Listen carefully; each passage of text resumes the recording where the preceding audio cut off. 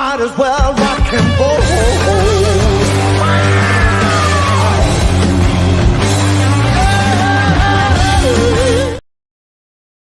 Yes, guys, I hope everyone's doing well. Good evening to everyone. Big up to everyone in the chat. Thank you very much for joining me yet again, guys. I do appreciate it.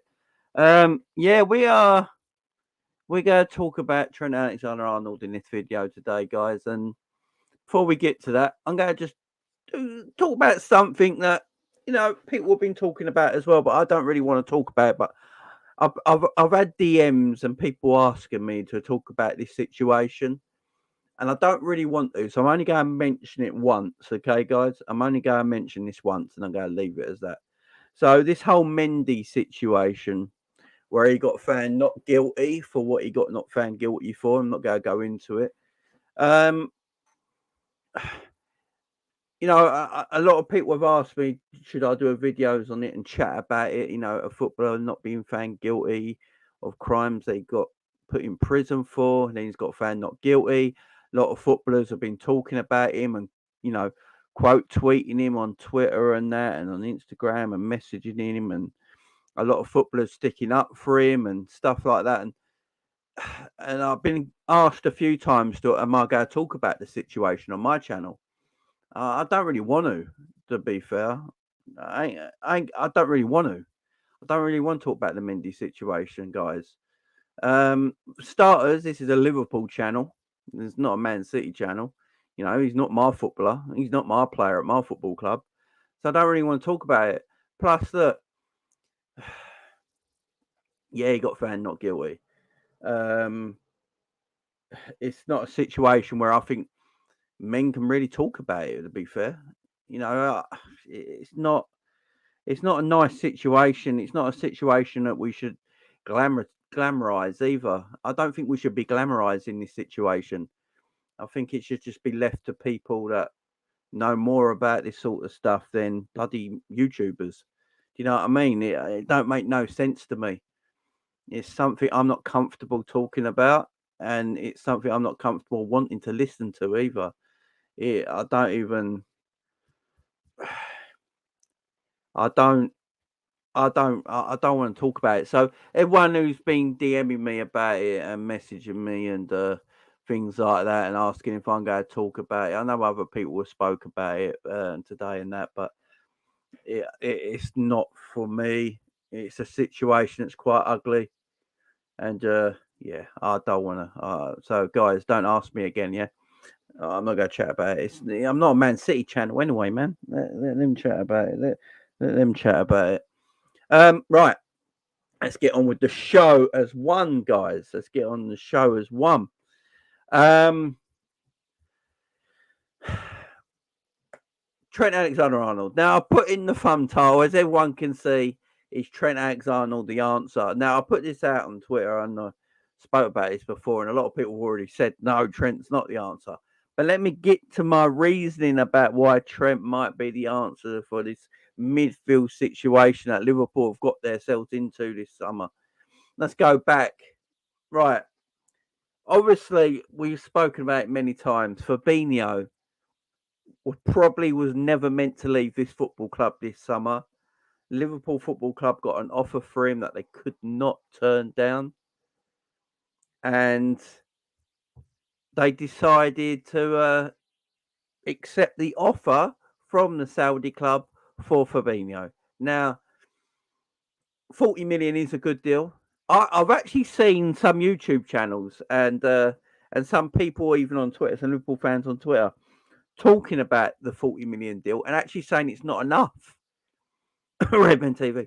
I've been talking about it and saying 40 million ain't even enough for Fabinho. And I'm sitting there thinking, what? 40? You're telling me after last season, and let's face it, a little bit of the season before that as well, you turned around and someone told you you're getting £40 million. You're basically getting the money back that you paid for him them years ago. For a man that's much older now than when you first bought him, and played a lot of football, won things, and you're getting back the same sort of money that you spent on him in the first place years later. You bite your hand off at that. I mean, what is this nonsense? Big up Ends, big up Captain Sal in the chat, big up and Tino in the chat as well. MP, Jason, Ali, Kings, Jamrock. Hope you're all doing well. You know, you take it, man. You take getting 40 million for Fabinho. You just do. Now, a lot of people are saying, is he worth more than that? Because the Fabinho of 3 years ago was the best defensive midfielder in the world. Yeah, but that was 3 years ago. If someone came in for Fabinho 3 years ago and offered 40 million, you know, I'd say no, nowhere near. You know, maybe 60, 70, maybe. And then we'd talk. But this is not 3 years ago, guys. This is what everyone's got to start putting to the back of their minds. This is not 3 years ago. This is 2023. We're going into 2024. We're almost in August of 2023. This year's flying past. The man's only getting older and he's getting weaker. His powers are going. This is not the Fabinho of 3 years ago. I think we've got to forget about that Fabinho now. This is the new Fabinho. This is the 30-year-old Fabinho that hasn't got the physical and athletic. He's not physical enough and he's not got the athleticism anymore or the legs to do the job that Jurgen Klopp wants him to do. It's as simple as that. Why do you guys think Jurgen was so accepting of letting Fabinho go? Jurgen did not put up a fight. Jurgen Klopp did not put up a fight to let Fabinho go. Fabinho asked him. Klopp's like, yeah, sure, go for it. He didn't even put up a fight. No fight, guys. No fight. You know, it just makes common sense to let Fabinho go. You know, and if the manager's not putting up no fight, guys, then... And I've seen people blame FSG again. And this is where this fan base is so destroyed. Let's face it. This Liverpool fan base is destroyed. It don't know if it's coming or if it's going. It really don't. You know, you got people going, oh, 40 million is not enough for Fabinho. Then there's people saying that 40 million is, you know, an amazing price. Then you're getting people blaming the owners. Oh, they've taken all the money. They've ripped our midfield apart. This is the other thing I don't get. People have been asking for all the rubbish midfielders, all the deadwood in our team, yeah? Everyone's been asking for them to leave this football club for the last 12 months or so. You know, on my chat, on other YouTube channels and stuff like that, we've always spoke about it. You know, guys, I'm honest with you. We've always spoke about it. These old guys, this deadwood, they need to be out of our football team. We need to get rid. Now we're getting rid. People are moaning. People are moaning. Like, why are they moaning? You wanted these players gone. It don't make sense to me. You want these players gone and they're going, yeah? So blaming the owners is a bit weird. You know, how can you blame the owners? Oh, the owners took 40 million for Fabinho. It's so cheap. I knew they'd take an offer like that. You wanted Fabinho gone. Why are you moaning? Why are people moaning? He's useless. Got 40 million for a useless, washed up player. It's great business. Let him go. Jordan Henderson does not want to be at Liverpool. Your captain that everyone's sticking up for. My captain. Everyone's sticking up for him. The man don't want to be here. The man don't want to be at Liverpool Football Club. He doesn't want to be at our captain. Liverpool's captain does not want to be at this football club no more. He doesn't want to be here. He wants to leave. He wants to go. Why are we sticking up for him? Let him leave. He's been here 12 years. How long do you want to keep these guys? Seriously. How long do you want to keep these washed up footballers for? It's a question I want answered. It's a question I want answered. How long do you want to keep these washed up footballers for? He's been here 12 years. He's been a great servant for this football club in that time. He's won everything. But he's 33 now. His legs are going and he can't do what he used to do. And he wants to leave.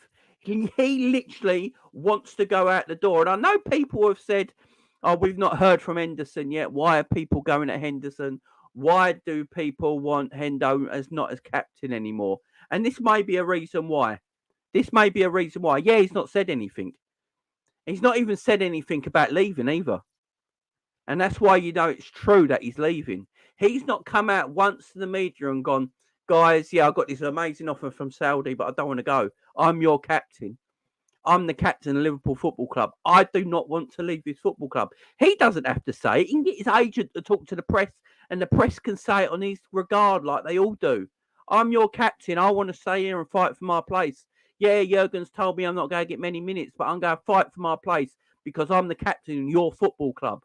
I do not want to go anywhere. He's not said any of that bullshit. He's not said a word. He wants to go. He wants to go. They want to leave. Let them leave, man. Just go. Just leave. I don't want footballers that don't want to. Does anyone literally want footballers to stay at this football club who don't want to be here anymore? Because I don't. I don't care who you are. I literally don't care who you are. If Mo Salah turns around one day and goes, I do not want to be at Liverpool Football Club anymore. I want to leave. I do not want to keep him in. Let him go. It doesn't matter who you are.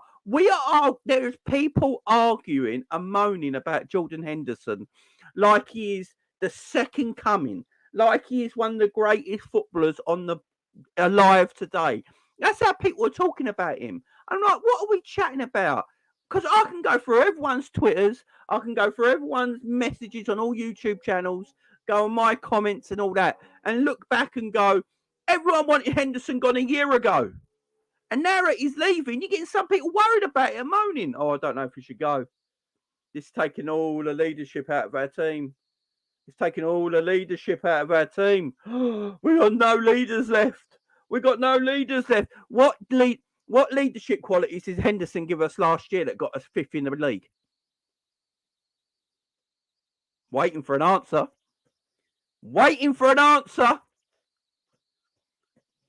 We finished fifth in the league last year.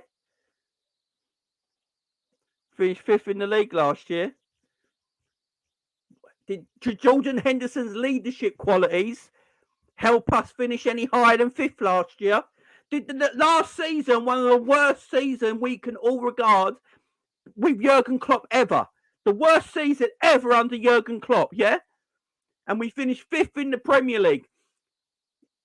Did the leadership from Jordan Henderson actually help us any? Did it actually help us any? Really? Come on. Let's talk truthfully here. We're all on about we're going to lose this leadership with Milner gone, with Hendo gone. So where did this leadership help us last season? Where did this leadership help us last season? It didn't help us.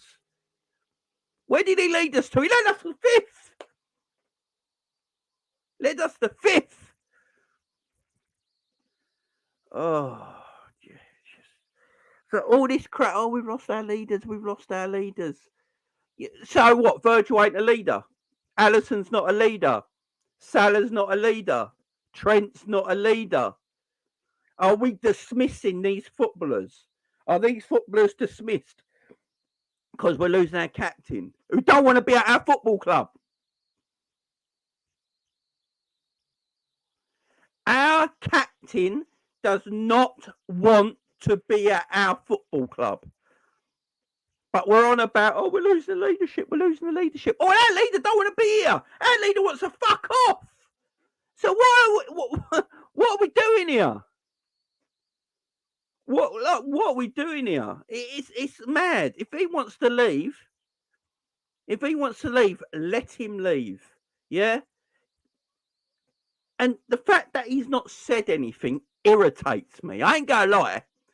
The fact that Henderson, who's been at his club for 12 years, has been captain since 2015, hasn't come out in any kind of way yet to the press and not said anything, does wind me up a little bit. It does wind me up a little bit. And that... And people will go, what's it matter what he says? What does it matter what he says? Why does everyone want Henderson at all? What does everyone want Henderson to say? Blah de blah, blah de blah, blah de blah. It's the captain of the football club. This ain't Oxlade Chamberlain. This ain't Oxlade. Oxlade Chamberlain actually said more when he left. Oxlade Chamberlain put out a lovely message on Twitter. He put out a lovely little video and all that stuff. And I was like, oh, yeah, big up, Ox. Big up. Yeah? Henderson's not saying anything. He wants to leave. Now we're hearing rumours he's willing to take money out of his own pocket to make the move. So Hendo's willing to take money out of his own pocket to leave our football club. Does that sound like a captain and a leader to you? Does anyone actually think that sounds like a captain and a leader to you guys? Really? That your captain is going to take money out of his own pocket to make sure he leaves this football club? Because that's the rumours going round. That's the rumours going round. And if that is the true rumour, it's mad. It's absolutely mad. And as I keep saying, this is nothing to do with Henderson like that. I respect the guy. He's been at our club for 12 years, but we've got to move on. My whole thing is the people that are sticking up for him so much, like his quality. I keep saying this. If Jordan Henderson played for another club and he was on the transfer list, and we got news on Fabrizio Romano, breaking news. Liverpool interested in Jordan Henderson in 2023 to come to Liverpool, be part of their new midfield rebuild and part of their homegrown quota. Liverpool Twitter would go mad. Liverpool Twitter would go mad. The first thing would be, he ain't good enough to play for us. Why are we going for bums like that? And then you got people that want to keep him. It's not bum FC. I'm sick of the bums. Get them out. Don't want no bums in my team anymore. Get these bums out of my team. Get them out. Get them out of my team. I'm sick of these bums in my team getting in the way. I'm sick of it. Get me a player who can play in that number 8 position, who can do more than just run up and down the wing. So I want more than that. We've come to a time now where I actually want a bit of quality with my footballer now. I want a bit of quality with my footballers now. There was a time and a place where Hendo was perfect. No lie. There was a time and a place when Hendo was perfect. There was. It's as simple as that. He was great at what he did, running up and down that right-hand side, getting Trent in great positions, covering Trent's arse, doing the stuff that you didn't see that went unnoticed, that he was really great at. Beautiful. I'm not going to lie. He did that really well, but he can't do it no more. Jordan Henderson couldn't cover a lollipop lady. He couldn't help a little child over across the road now. He's that slow. He's useless. Why are we wanting him to stay? I don't get it. I don't get it. And all this leadership bullshit. Like we've got no other leaders. The ultimate leader at our football club is the manager. That's what everyone tells me. Jurgen Klopp is a miracle worker. Jurgen Klopp is God himself. Jurgen Klopp is the greatest motivator since Jesus Christ. Jurgen Klopp is the second coming. Jurgen Klopp is the greatest leader in the world. So why are we all worried about our leadership being taken out of the team if Jurgen Klopp is still there? What's everyone worried about? What is everyone on about? What is everyone worried about? If Jurgen Klopp is the master magician that everyone claims him to be and the greatest leader, the world has ever seen and the greatest man manager and all this, why is everyone worried? If he's that good and he's the magic man and he performs miracles, which a lot of Liverpool fans will tell you, Jurgen Klopp performs miracles because the players we've had are all dead. This fan base does my head in. This is where I get so peed off this fan base. I really do. And people on Twitter who just, they poison people's minds with this bollocks all the time. Oh, Klopp's a miracle worker. Miracle when? When did Klopp perform a miracle? Can someone in the chat tell me when Jurgen Klopp performed a miracle? Because I have never seen it. Tell me when he performed a miracle. He's a world-class manager that had a world-class squad that won things. That's not a miracle worker. That's a man doing his job. Yeah? He's a world-class coach, a world-class manager with a world-class squad that won the Champions League and the Premier League. Because we had a world-class players, world-class squad, world-class manager, world-class coaching, world-class training at the time. So we won everything. That's not a miracle. That is not a miracle. A miracle would have been winning the Premier League last season. That would have been a miracle. Then I would have got on my knees and go, whoa, Jurgen, Jesus Christ. That's a miracle. They never say Alex Ferguson did miracles, did they? You don't hear Man United fans go, Alex Ferguson did miracles. It was a miracle worker. It was a miracle man. No, it was a world-class manager, one of the greatest managers that ever lived, that took his produced world-class sides that took them to new places. Yeah, it's not miracle working. Miracle working is when Leicester won the Premier League. That's a miracle. Ranieri is a miracle worker. That's a miracle. Leicester winning the Premier League. That's a miracle.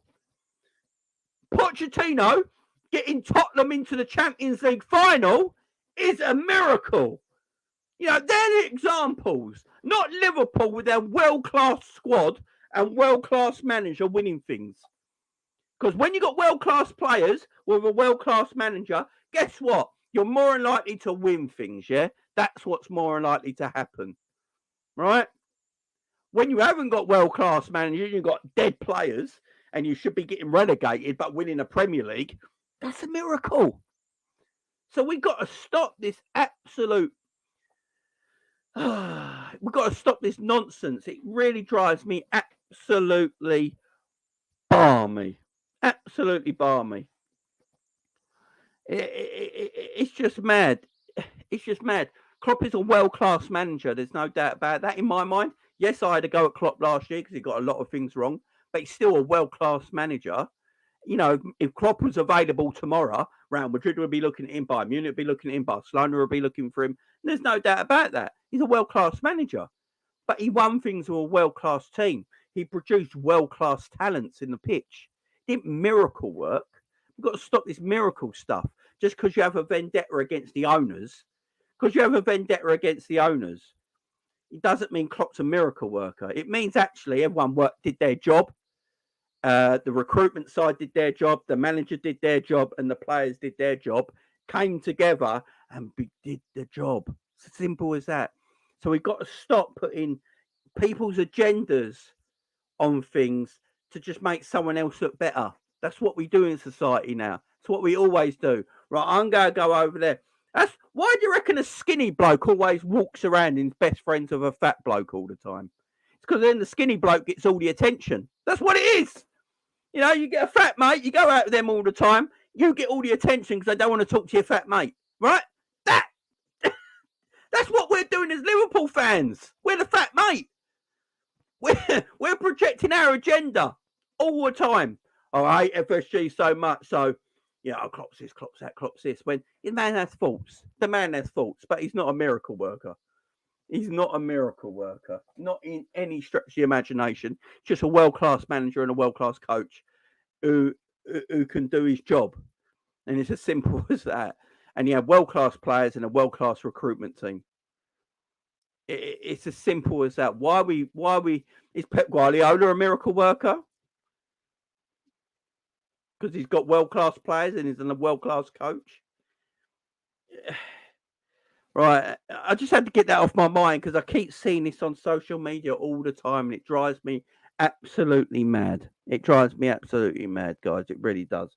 So I had to get that off my poxy chest. But let's talk about Trent, right? So Fabinho's off, Henderson's off. We need midfielders. There's no doubt about that. We need midfielders. Yeah, we need midfielders. What sort of midfielders are we going to get? And this is the issue us Liverpool fans have right now because we have a really small window of opportunity here. You know, we've basically got rid of most of our midfield within a 6-week time period. and we got to get enough players in there to come back into that midfield.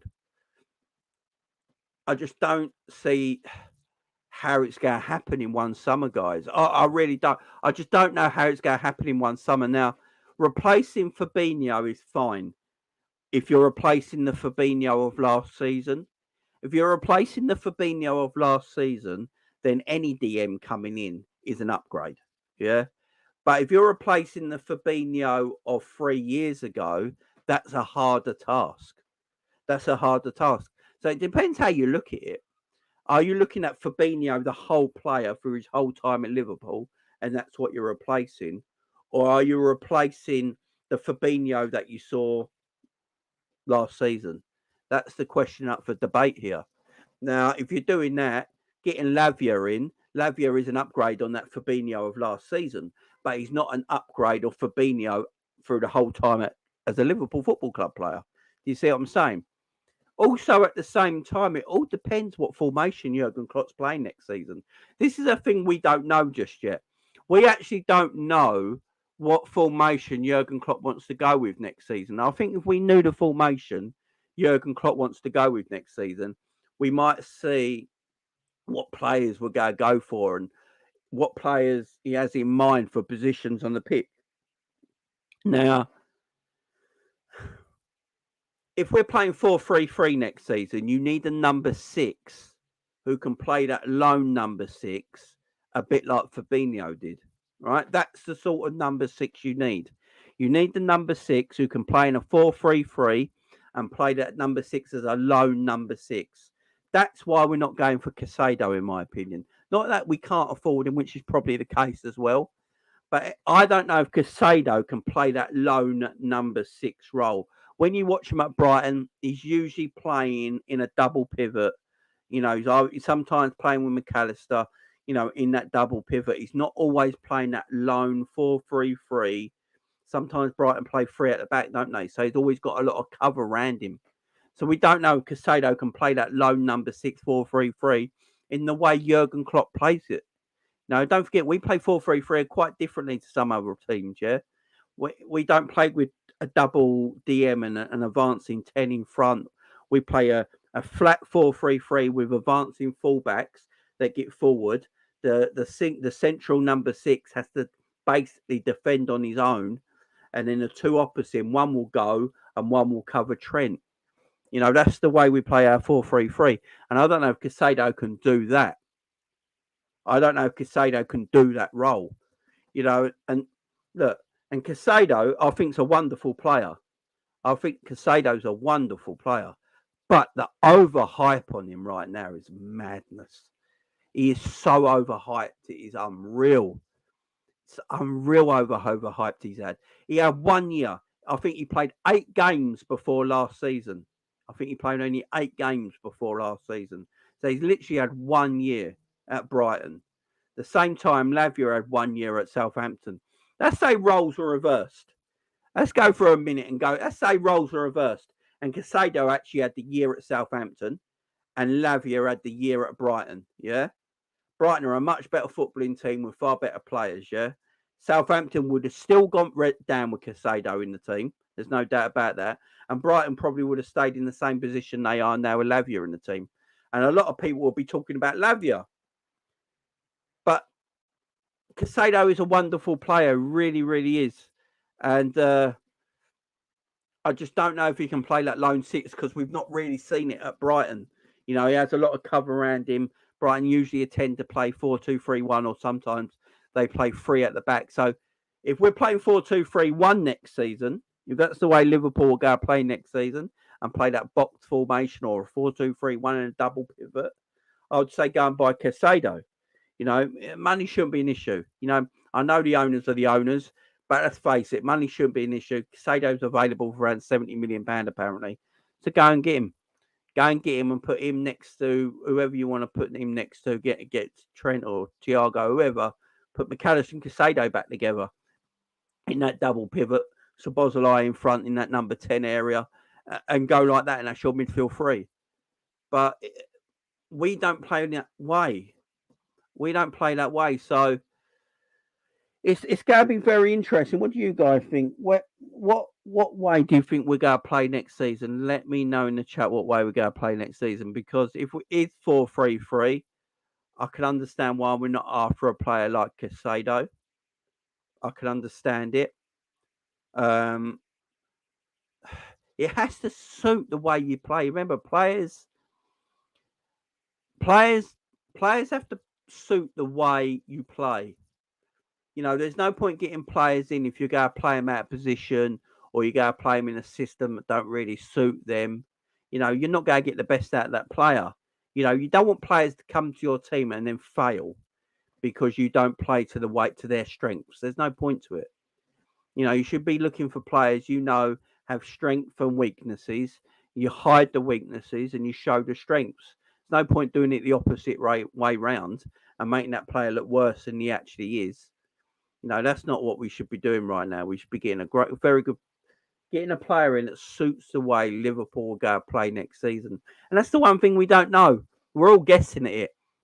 As far as we're all assumed, we're going to be playing 4-3-3 next season. 4 at the back, 3 in the middle, and the 3 up top. The same as it always has been. Counter pressing high up. Wingers flying, fullbacks flying down the wings, overlapping their wingers. The wingers coming inside to get the goals. And maybe that's the way we go again next season. If that is the way, I don't know if we'll get Casado because of that.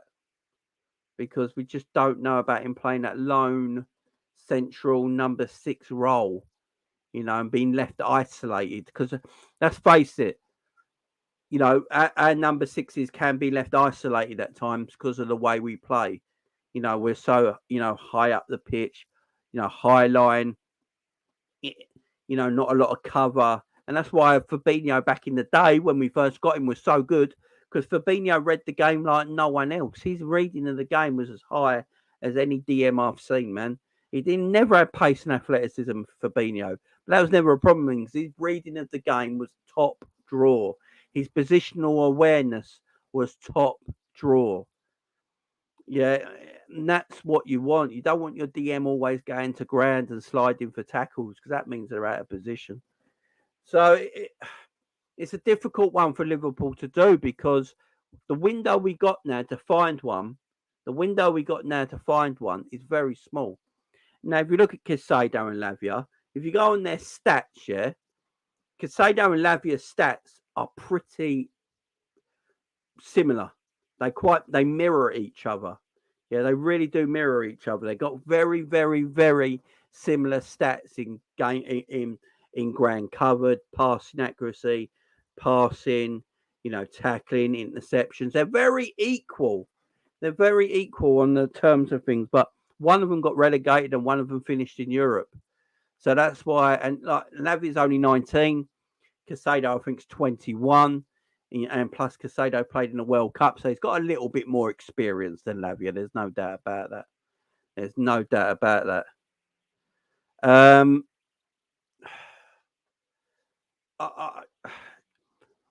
If it's me, and this is what I would do, because the window is small, there's no real quality, experienced defensive midfielders out in the market right now that ain't locked down to their clubs. Yes, there's Casado, but for me, I'm not sure how Liverpool go play next season situation. And the price of Casado, I know what our owner's like. So let's put that on the back burner. And he's not that experienced either.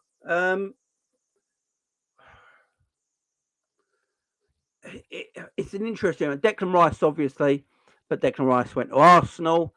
And then I see people, why didn't we get Declan Rice? Why didn't we get Declan Rice? Why weren't we in for Declan Rice? Well, the simple answer to that question, guys, is that one, Liverpool probably couldn't afford him. And two, we weren't selling Fabinho then. Simple as that. Simple as that. And the emergence of Stefan Bajcetic as well. And they probably really like Lavia. And I think Lavia was the one they were really, really interested in. I think they were really interested in Lavia to start with. I think if Fabinho didn't leave, I think Liverpool would have tried to go for Lavia this week. I think that was the plan. I think they were just trying to talk to Southampton and get that price down. Now, I think Liverpool feel they can get Lavia for around 40 million. Keep Fabinho, get Lavia for around that £40 million mark. Now, if the stories are true, Southampton now believe that if Liverpool come in for Lavia, they're not budging from 50 million. Because what they do know is that Liverpool got money from the Fabinho deal, so there's money there, and they're not going to let him go cheaply. Southampton are not going to let their player just go cheaply because Liverpool need a DM, and he's the one they want now.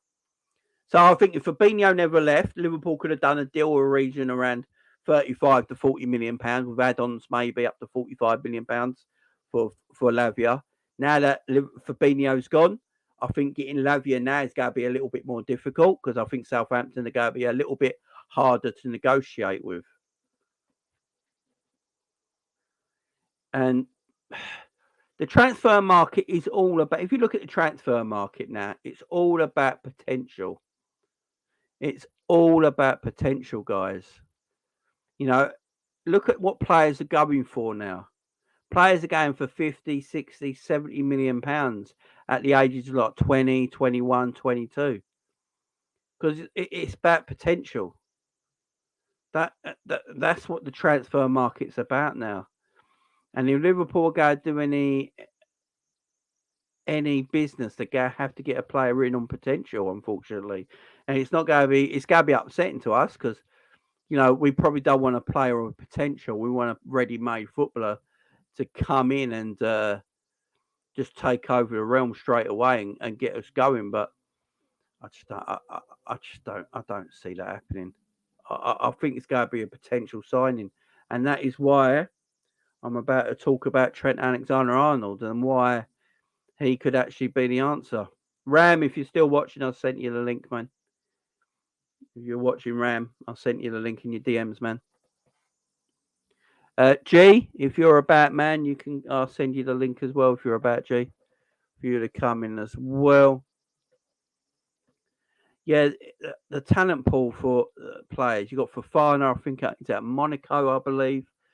Will Monaco want to let him go this late on now? Is it Monaco? Is that? I believe it is. He might have moved. I think it's Monaco. Will they want to let him go?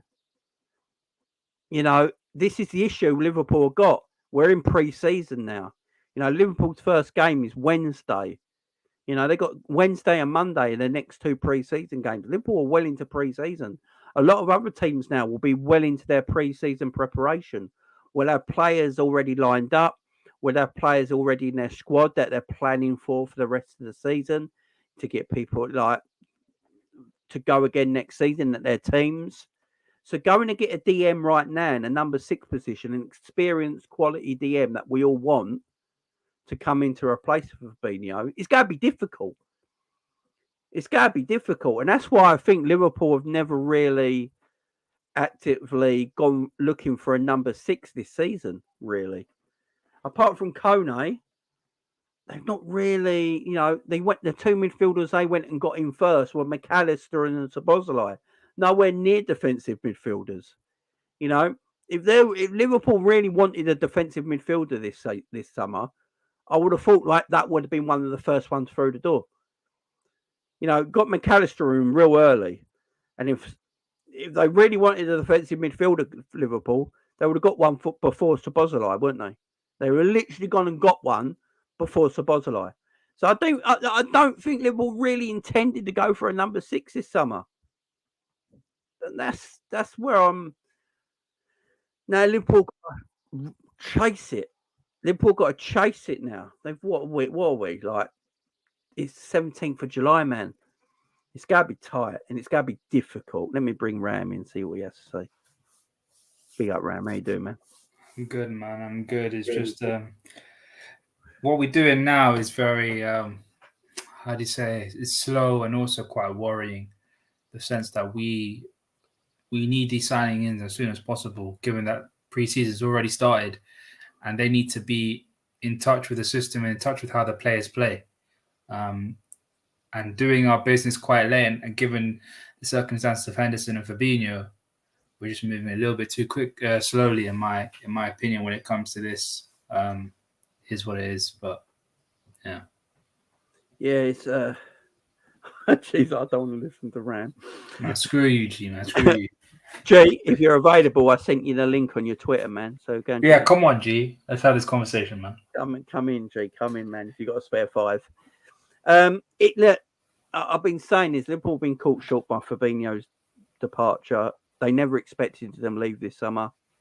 You know, the news coming out of the club only a week ago is that Fabinho is the untouchable one in the whole midfield, because I don't think they believed they'd ever get a £40 million offer for him. It's as simple as that. Yeah. And they got it, and Fabinho now wants to go, and Klopp's gave his blessing as well. So, you know, and now Liverpool are stuck there. As we said, pre-season starts Wednesday for us. Pre-season for a lot of other teams across Europe, they've started their pre-seasons. You know, they got players in their team they got ready and got in mind for what they're planning to do with the rest of the season. So Liverpool buying a DM, an experienced DM, which one they will need to cover Fabinho, is really tricky now. You know, transfers ain't easy. It's not like just going, I'm going to go. Monaco and get for final. It's bang, it's done like that. It's especially when you're getting this late into the summer now. Absolutely. Liverpool are in a very deep, very, very, very difficult position. And that's why I titled this video, Is Trent the Answer? And ESPN did a poll earlier, I believe, and they said, where do you see Trent playing from there on? And I think 70% of it was over thousands and thousands of votes was Trent in midfield. And sitting there thinking about it, I was thinking about it the other day, because Liverpool, apparently, Christian Falk said Liverpool back in for Pavard. And I was thinking about it the other day, I was thinking, well, why are we in for a right back all of a sudden? No, Fabinho's leaving, and we're looking at a right back. Right centre back, I'd say. He's I think the best position is a centre back rather than a right back. Yeah, but are we thinking about putting Trent in that 6 area? Now, not as a sole 6, but I think you can play Trent in a double pivot in the way Kimmich does for Bayern Munich.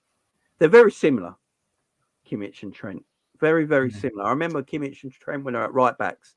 That were the right back comparisons back in the day with them two. None of this Trent, none of this James crap and all that. It was Kimmich and Trent. They were the comparisons all the time because they're very, very similar. And then Kimmich went into that defensive midfield area and played in sort of like a double pivot, but he was more of the creative defensive midfielder, not the destroyer. And I'm just thinking now, if Liverpool thinking of getting one in, and the one is to replace Hendo. I don't know. And they use McAllister and Trent in a double pivot. McAllister's played there. Brighton, or Thiago and Trent as a double pivot. But I ask you this, Jamie. Right? Is Trent defensively? That defensively minded to play with someone like a McAllister or a Thiago? Because I feel like a Trent would be so good with a destroyer next to him rather than a deep line playmaker, if you get what I mean. Yeah, I mean, I agree. He should. That's what I've always said for Trent this season. The best thing about Fabinho, that was my whole thing this season. Play Trent and Fabinho in a double pivot, and I think that'll cook. But Fabinho. The best thing about Kimmich is that he's so intelligent. He can play in so many different positions and so many different roles that he can get away with playing him wherever you want him to play. Yeah, Kimmich be the one. If Kimmich wants to leave Bayern, apparently, so he's there, and I think 60 to 65 million will get him. So if I was Liverpool, if I'm getting like 50 million for Fabinho and Henderson, I'll just go and get Kimmich. I'll just literally go buy, and it'd be brilliant for Klopp alone to go to Bayern and take one of their top players for once, instead of Bayern always taking Klopp's top players like when he was at Dortmund. It'd be a nice little twist on that story there. Absolutely. Albert, how are you, man? I'm good, man. How are you? All right, Albert. Yeah, we're good, man. Hey, Ram, how are you? I'm good, man. I'm good. I was listening to you on the Spaces today. Yeah. What did you say in the Spaces? There's some crazy people in Spaces, man. Oh, I like the rewriting of history. You get what I mean, Jamie? I'm telling you. Yeah. Arsenal fans are unbearable right now, aren't they? Oh, Arsenal. And why do Arsenal, can I ask one question before we move on? Why do Arsenal fans always compare their players to everyone? I told you this, Jamie. I'll tell you this, Jamie, right? If you've been the butt of the joke for almost a decade, right? And you've been so abused, you've been abused so much by so many rival fans, whether you're good or bad, at some point, you're going to wish that your players will, there'll be a time where your players will be at the top level. And to be fair, they are hitting around the top level. And this is all that they wanted. And now you're going to get the reaction that they get. It's just pented up anger, man. It's just pented up anger for the last 10 years, man. That video they brought out, Jesus Christ. Jamie, there's a saying in my native language in Ghana, right? Literally translated, it means when someone has a little willy, they always don't look at people at their navel level. They never look at people in their face. That's Arsenal. They have a history of underachievement. Put it that way. I've never had that. Who started it? I'm all right. Do you know who started it?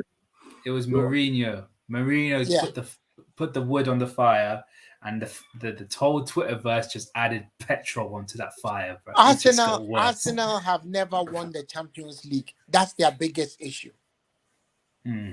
That's their biggest problem. All the people that they try to rub shoulders with have all won, including Man City now. So they just, and every time they have an opportunity to go big, they mess it up. I mean, how do you get your goalkeeper sent off 10 minutes after 10 minutes in a Champions League final? Even then, you were ahead and you managed to mess it up. So it's not even that, Albert. It's the fact that they still don't have, even though they never won a Champions League, they still haven't won enough Premier Leagues to even talk. Well, they've won 13. So I'm talking after 1992. They've only won 3. Well, we've won 1.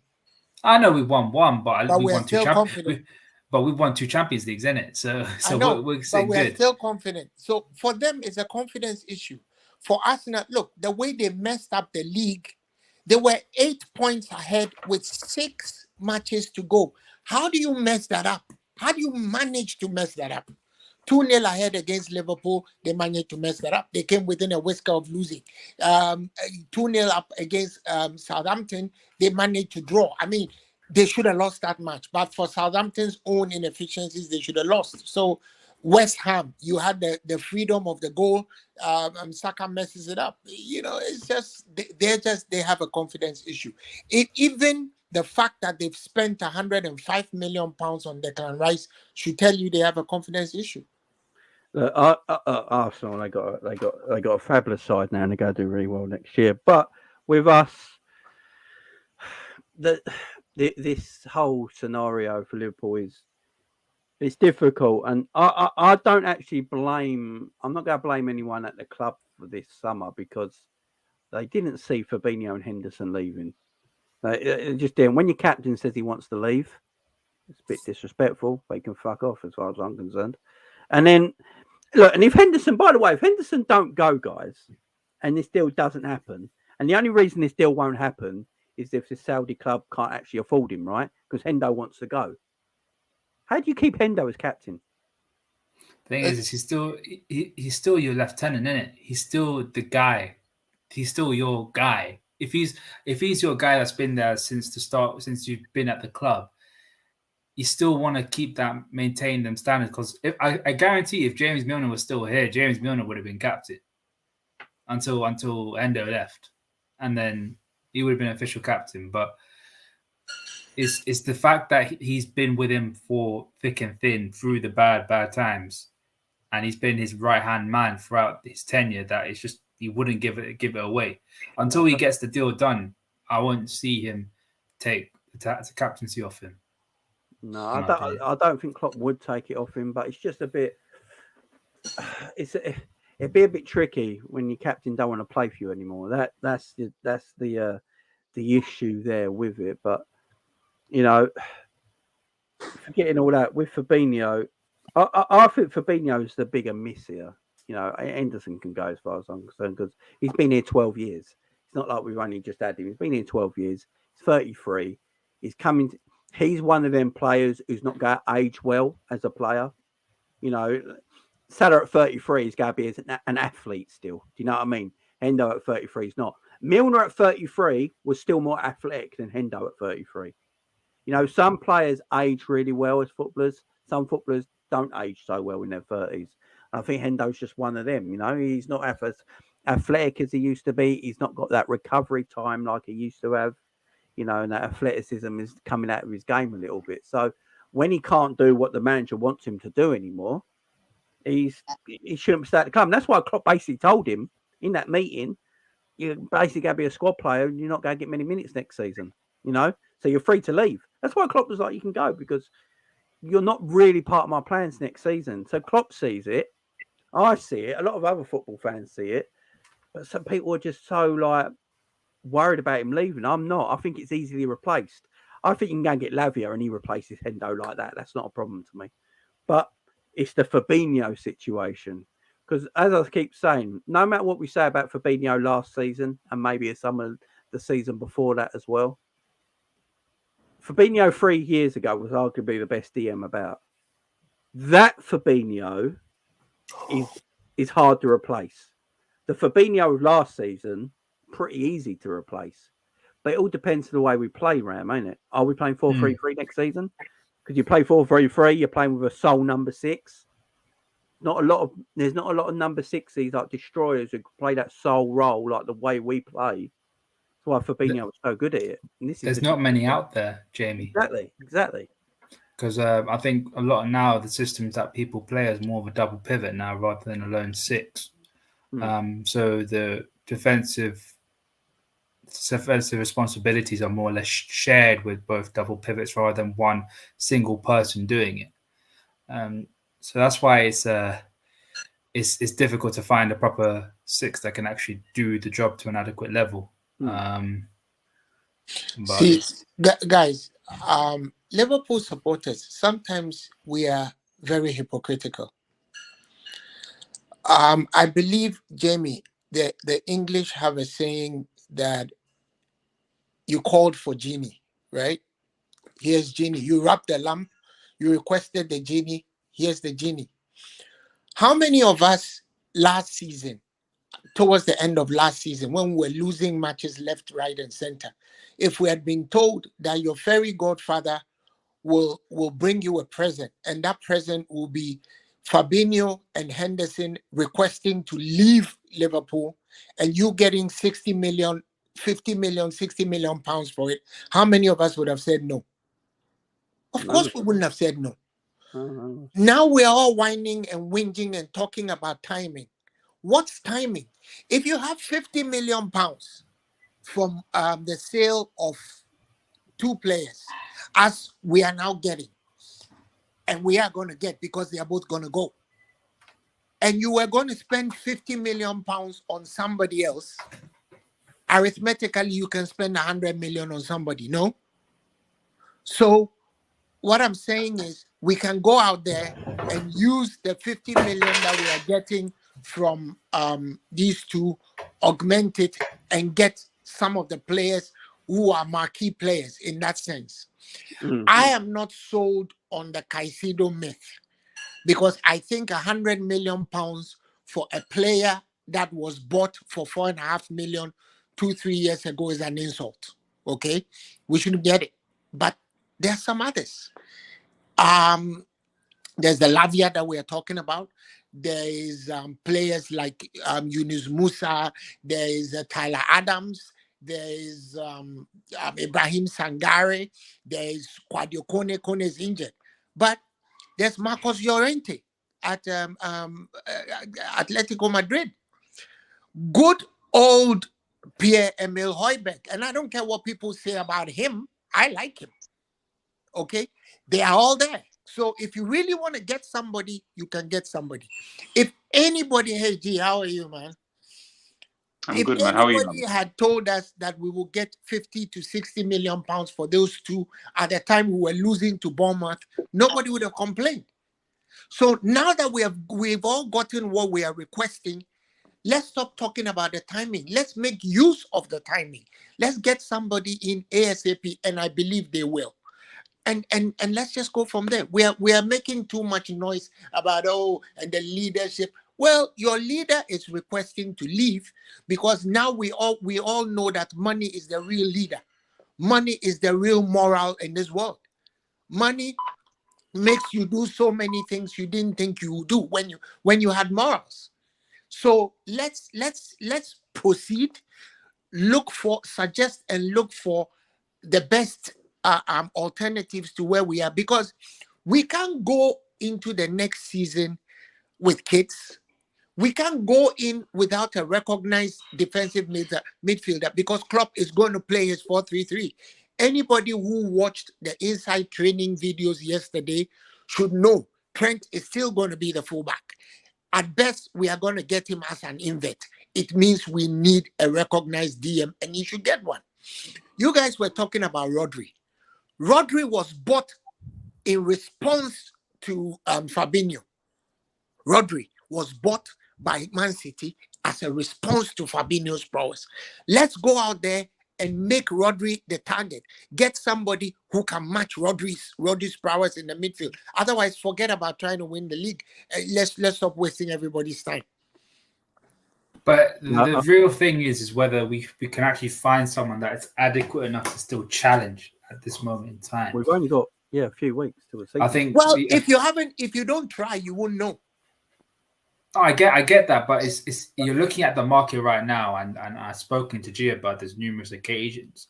It's just the player that we want and the player that I think Liverpool need is someone that is not available. We're seeing someone that's predominantly a 6 that can play the lone 6, whose passing range is pretty good and is defensively very, very solid and can read the game very, very well. Those players, other than Rodri, I'd say they're not out there. They're just not out there anymore. Maybe you can find someone that can be that player, someone like probably a Lavia. I've been hearing talks about Varela, but at this moment in time, Varela is excellent. So is the kid Trindade, Andre, or is that his name? Yeah, from Brazil. They're excellent. The thing is, Liverpool supporters always have an excuse. Oh, he's not Prem proven. Or what's Prem proven? What's that? What's Prem proven? Our biggest mistake we made this summer is not getting Ugarte. That was a mistake. But it doesn't mean there aren't others. If you bring the person and the person studies the system, of course it's going to take, like Gakpo. How long did it take Gakpo to get into the system and now he's undroppable? If you don't try, you're not going to get anybody.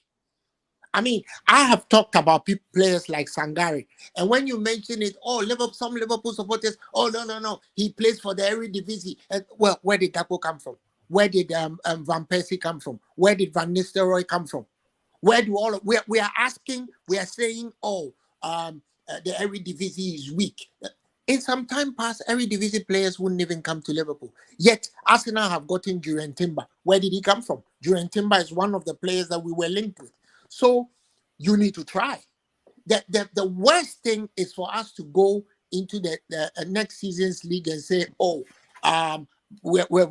think Bacetic will do it. He won't do it. We saw what happened to him against Real Madrid.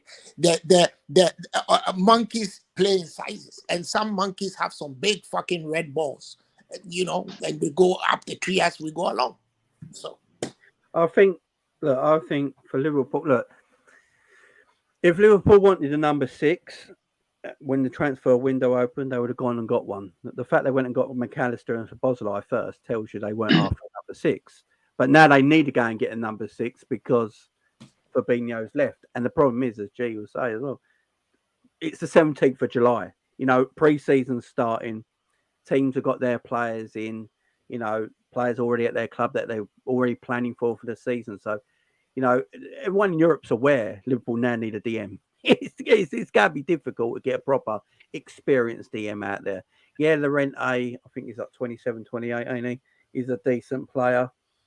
Can he play in that lone 6 role? in a He's quick not the Premier same League. though, Jamie. In a He's quick not the Premier League. same. No, that's what I'm saying. It wouldn't. I don't think it would work.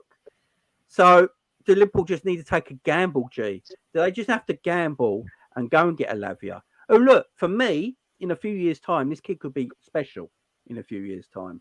Yeah, maybe not straight away next season, but I've always said it, and I think you said it as well a few times, G, that Liverpool don't usually go and get these youngsters straight away and not worry about if they don't succeed in the first season, because they're going to come good in a year's time, 2 years' time, 3 years' time. Then we're going to look back at it and say, oh, it was worth it, you know? So do you think Liverpool just have to take that gamble because where they've been left at this moment in time, because how far we are into the summer? Yeah, I mean, Albert said it before. Like, if you had offered everybody like the opportunity to get rid of like a Fabinho and Henderson, and then you get in someone else, everyone would have bit your hand off. And now that it looks like happening, everyone's complaining. People are like, "Oh, we're gonna sign a 6. Like, who is it gonna be?" Like, I can't even lie. I'm sitting there just relaxed. I'm just wait and see who the 6 is when they get here. To be honest, Quite with an you, exciting time. To be fair. It's quite exciting. yeah. Like, it's like the reality of the situation is only just really. There's so many names. Like, people will comment, Florentino Luis, you got Fofana, you've got Amrabat, you got Lavia, you got Kone still, even though he's injured. Palhinha, like, you got so many. There's so many options. It just really depends, because you're not replacing a player who is at the top of their game. You're replacing a player who's kind of been on the decline for like a year and a half now.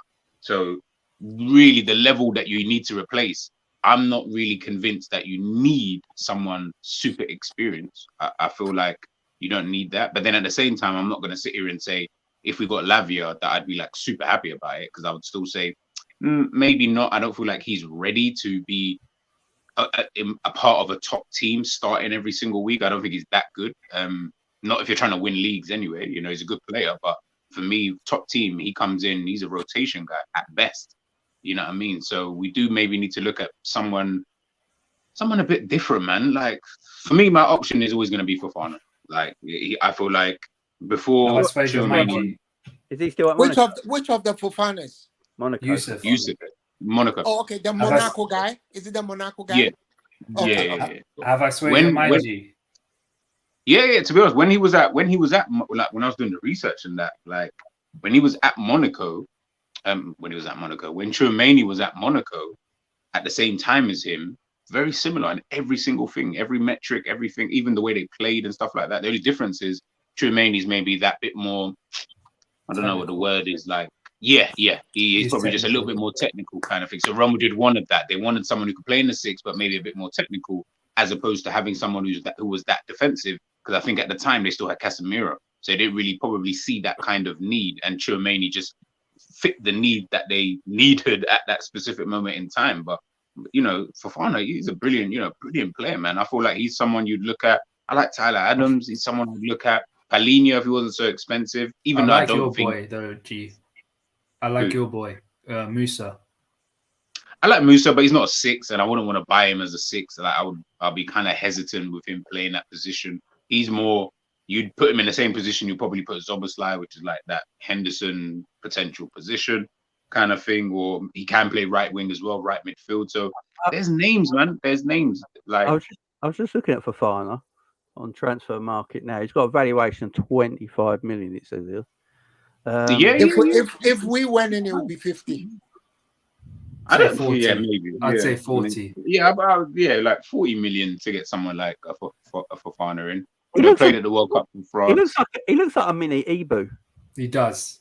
I looked at his photos. He does look like him. Yeah. Like, you see, with players like that, you got to remember, you're getting a player who you're getting effectively Fabinho, in terms of someone who, at that moment in time, just needs the next step. Fabinho was at a time, remember, he wasn't pulling up no trees. Like, let me take that back.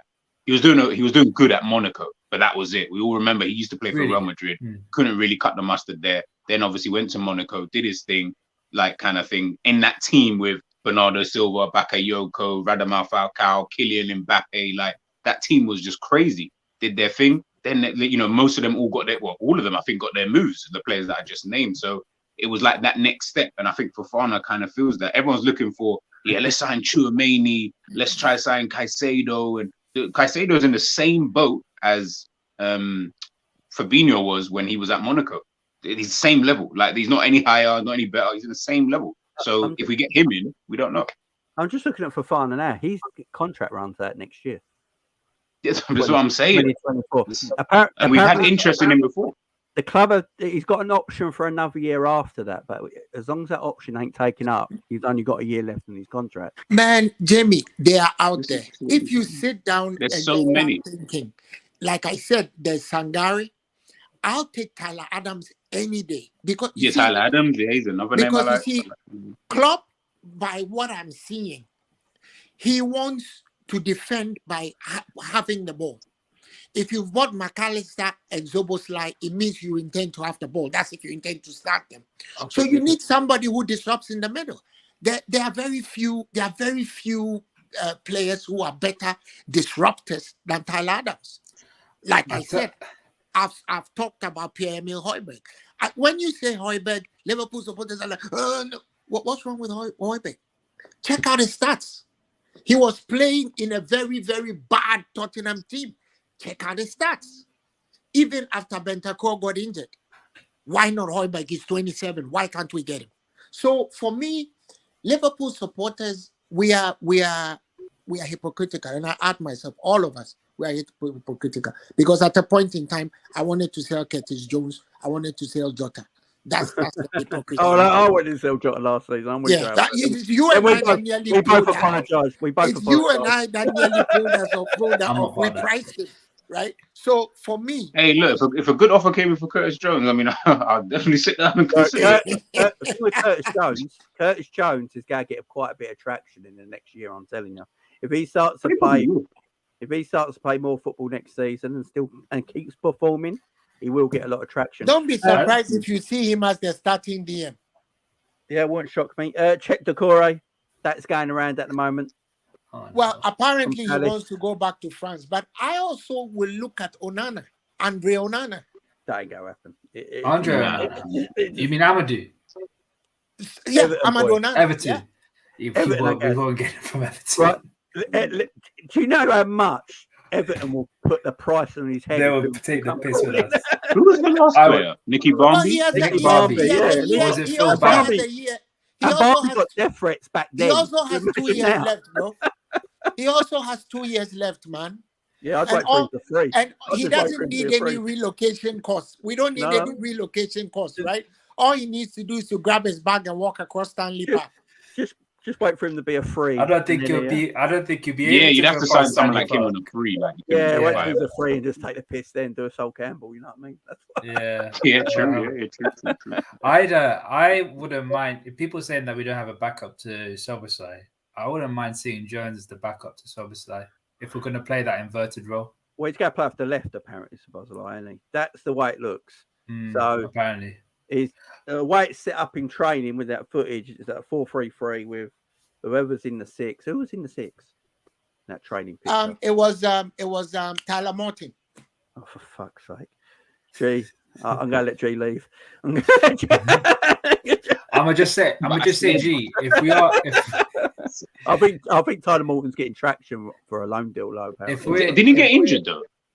He did. Yeah, last season. His foot. Yeah. No. Didn't Tyler Morton get injured literally the other day? No, yeah, Tyler Morton's still suffering from his injury from last season, I believe, and he's not ready yet. If we are going to get Yusuf Fofana, that means we have to play Trent next to him. It has to be. You don't have to because he can play in a lone six by himself. But yes, you can play Trent with him. I've got no beef with. I would say I don't think he has the passing capabilities to play. But that's this is what I'm saying is that's why, for example, Palhinha was another option. I just done a video on him just now. Palhinha is another option, but Palhinha is a shit passer of the ball.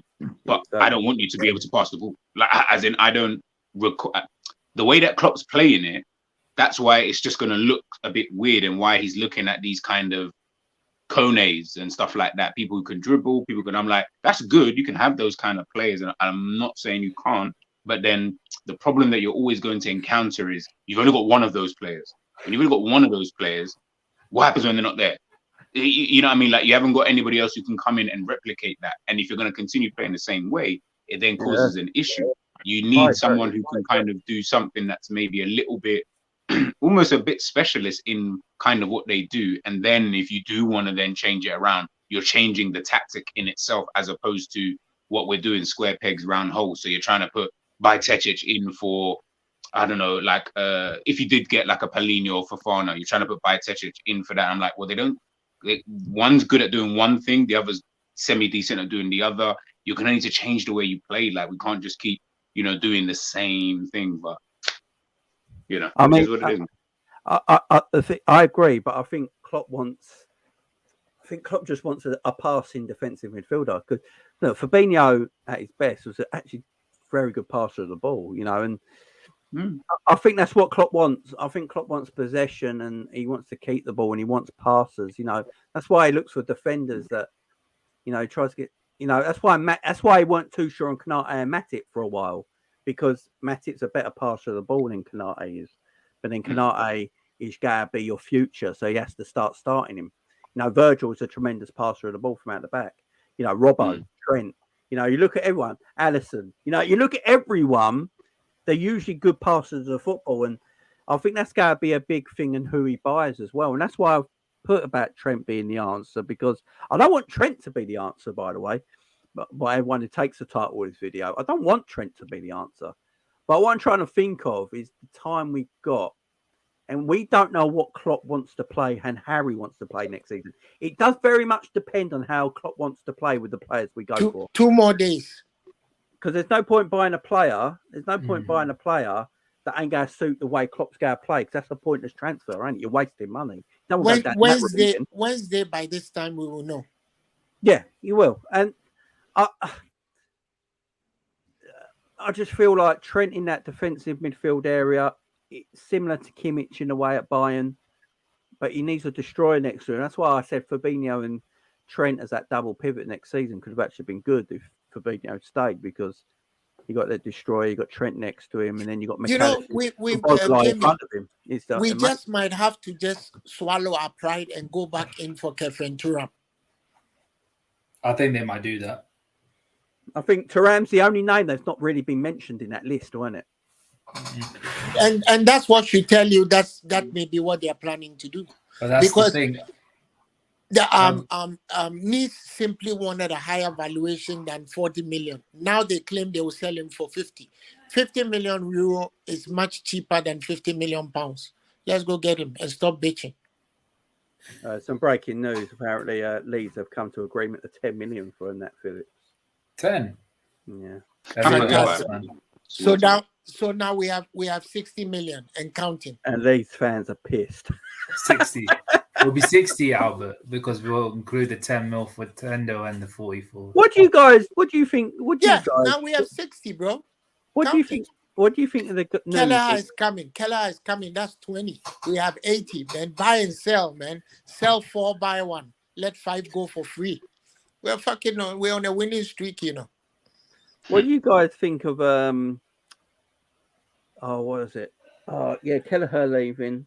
But what do you guys think about the news of Henderson coming out today, that they think now that the transfer will be completed this week, but Henderson might take money out of his own pocket to make sure the transfer's done? What do you guys think of that, if that is true? Because that's our captain. There's nothing wrong with it, bro. It's money.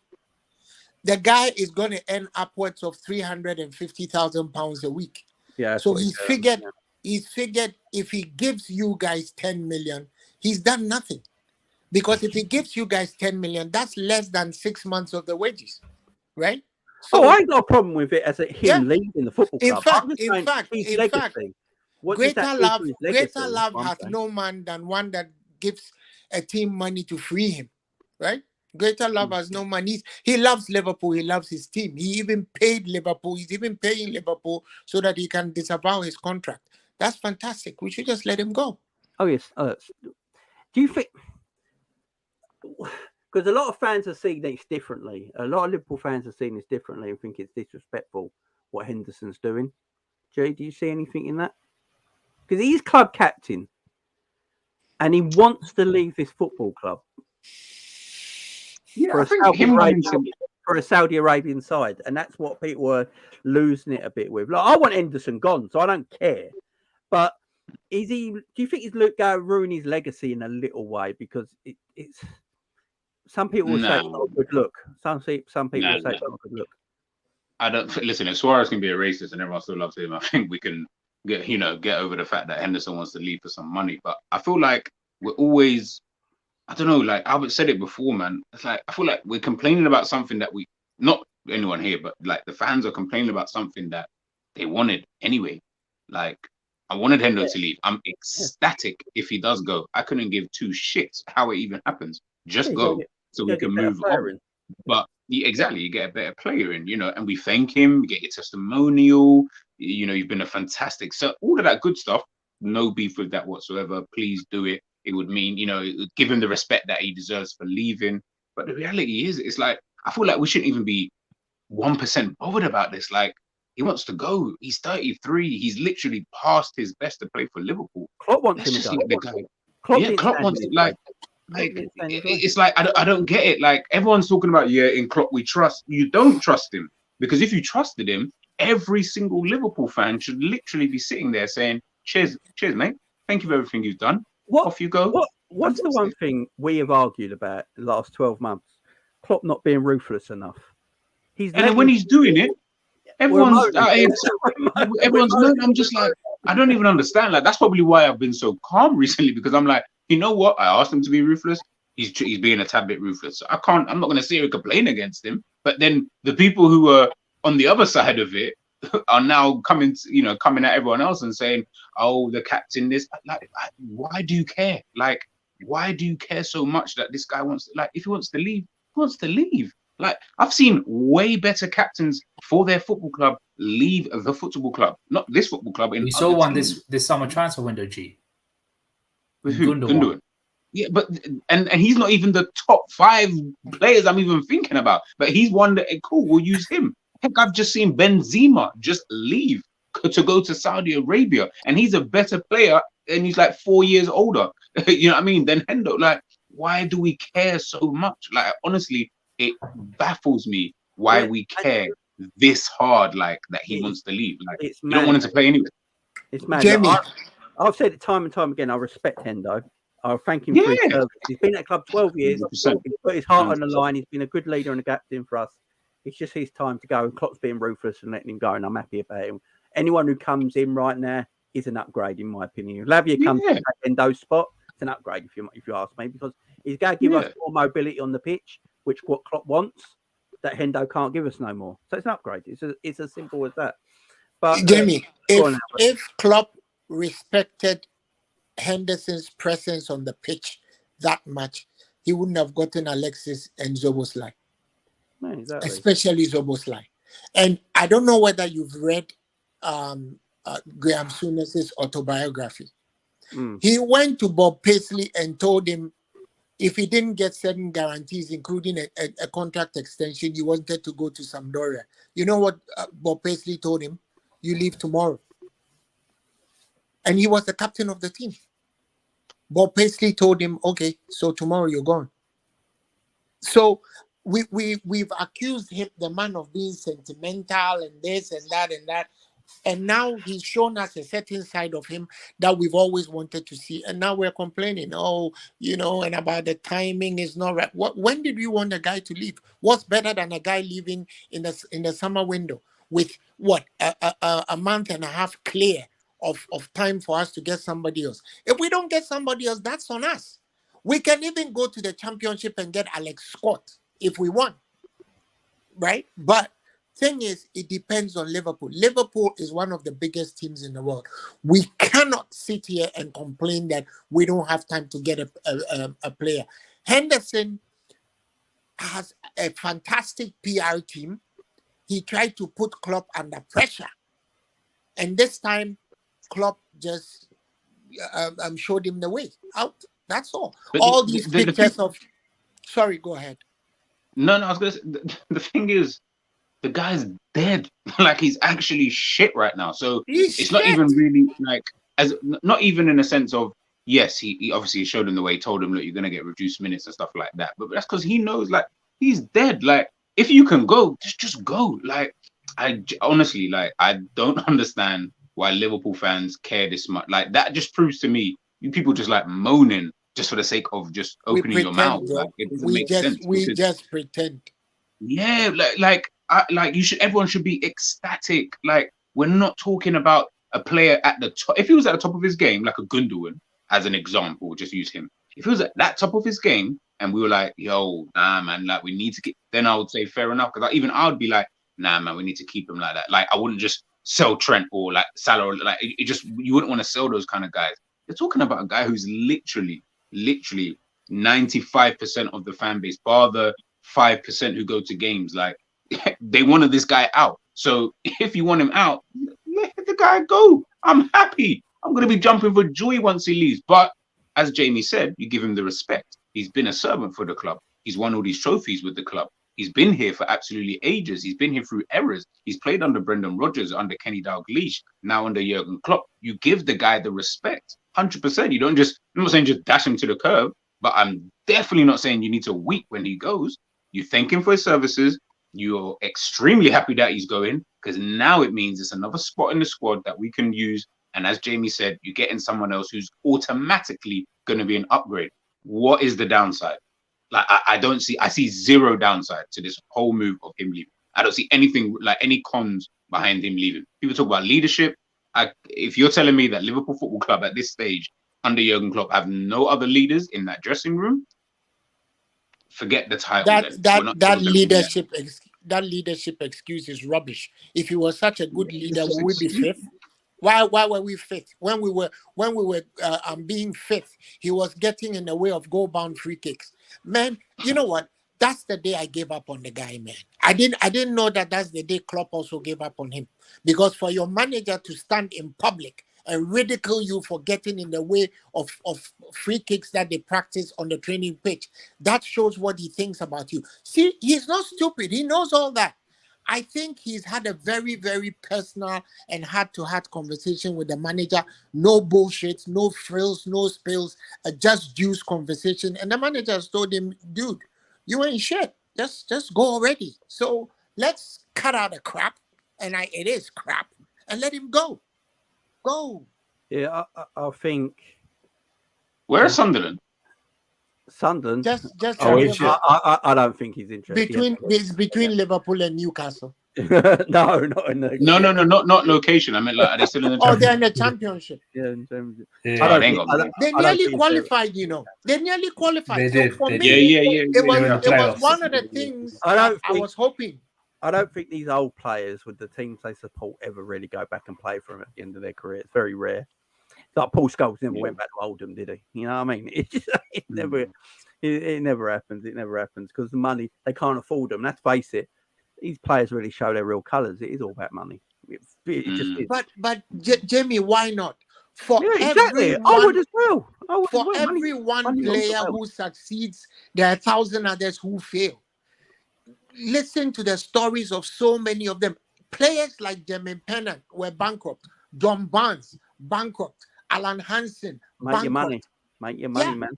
Make your money. I don't blame because these are guys who spend £50,000 a night having orgies.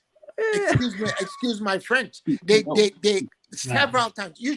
I'm sure you all heard what that gentleman said. I don't want to refer to the incident, but they have a very good life whilst the money is coming in.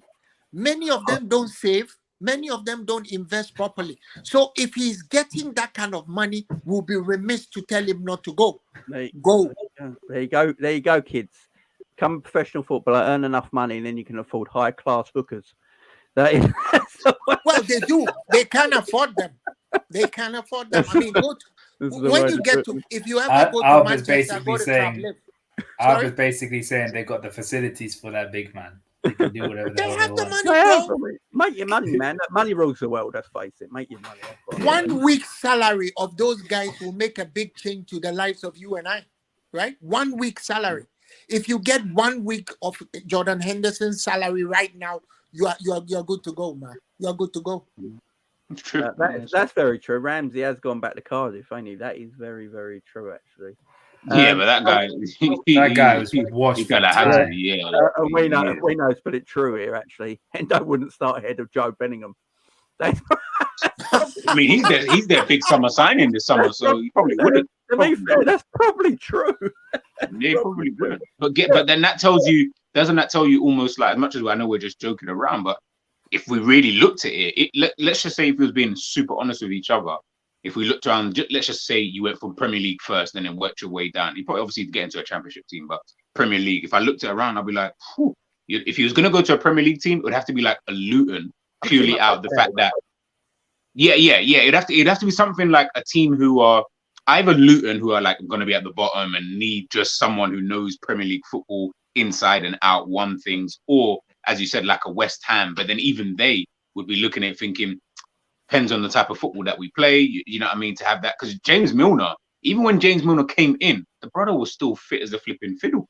As we've seen for the last 7 years, he was still fit. He was still performing at a good level where you didn't mind him coming in. He was just coming off the back of winning the Premier League with Manchester City. So I wouldn't even. I don't know about that, KZ. I would take James Milner over Henderson any day. Yeah, Henderson Milner's is a better footballer. shit. Milner Look, was in the West Ham match, guys, in the West Ham match, right? At the match we played at the London Stadium, JJ and I were at the stadium. Paqueta just ran past the guy. He just absolutely ran past what's his face, Henderson, with the ball. He just went past him and scored. Just like went past him, right? Same thing happened with Dewsbury Hall. Same thing happened with Modric. I mean, should I go on? Guys, go already. Go. Just go. Look, he's going into a relaxation league. He'll go into a league in go and play out at Tifak, where only he understands what Gerrard says. I mean, he'll be captain. Hey, let him go. I don't know. You know, that league's starting to look a bit tougher there day by day. Boy, the amount of players that did you see the video of Gerrard trying to instruct them on the training pitch? Only Henderson was around. This is where you need. This is why he. I'm surprised he doesn't have like an interpreter to like interpret things like for him during training sessions, because him coming there, first of all, he's English, so he can only speak English. Secondly, he's Scouse, so he's got an accent to add on top of the words that he is saying. It's a little bit tricky for him, man. It's going to be tricky for him over there. It's going to be tough. That's why he needs Hendo. That's actually why he needs Hendo. I think. Hendo can't speak Arabic, so it's not like him going there is going to make any difference. Well, he can. He probably has a better accent than Stevie when it comes to English. So I just think we should stop belaboring the point, man. Liverpool needs to improve. We need a midfield response to Bruno Guimaraes, Sandro Tonali, and Joe Linton. We need a midfield response to Casemiro, Bruno Fernandes, and probably whoever they get next, because apparently they're trying to get another person. We need a midfield response to Rodrigo Bentancur and co. We need a midfield response to all these players who are good DMs. Right? Why is everyone always half naked at Liverpool? I don't know, but I ain't going. They're showing off their abs, man. Look, if I look like that, I wouldn't wear a top either, G. You're a footballer. If your abs didn't look like that, I'd be worried. Fucking hell. Come on, G. Count the packs, man. I see 10, man. I see Salah 10. I see Trent. Trent got like 8. No, Trent got 6. Trent got 6, man. Salah has 10, man. 10 packs. Trent's quite a big fella. He's got long limbs though. That's why.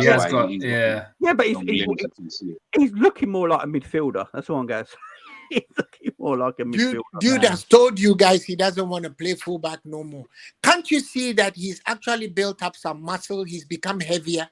Like he's become a little bit more like muscle bound. Guy has said he wants to play in the midfield. Play him in the midfield. Get yourself a new fullback. Maybe we're going to play Conor Bradley. Oh, Conor Bradley wants to fight for his place. I love that from Conor Bradley as well, by the way. Go It's for whether it. he's good enough, though. Yeah, but go for it. I like that. Go I for like it, bro. that. I like Go that for way. it. I like that way of thinking. You Mm.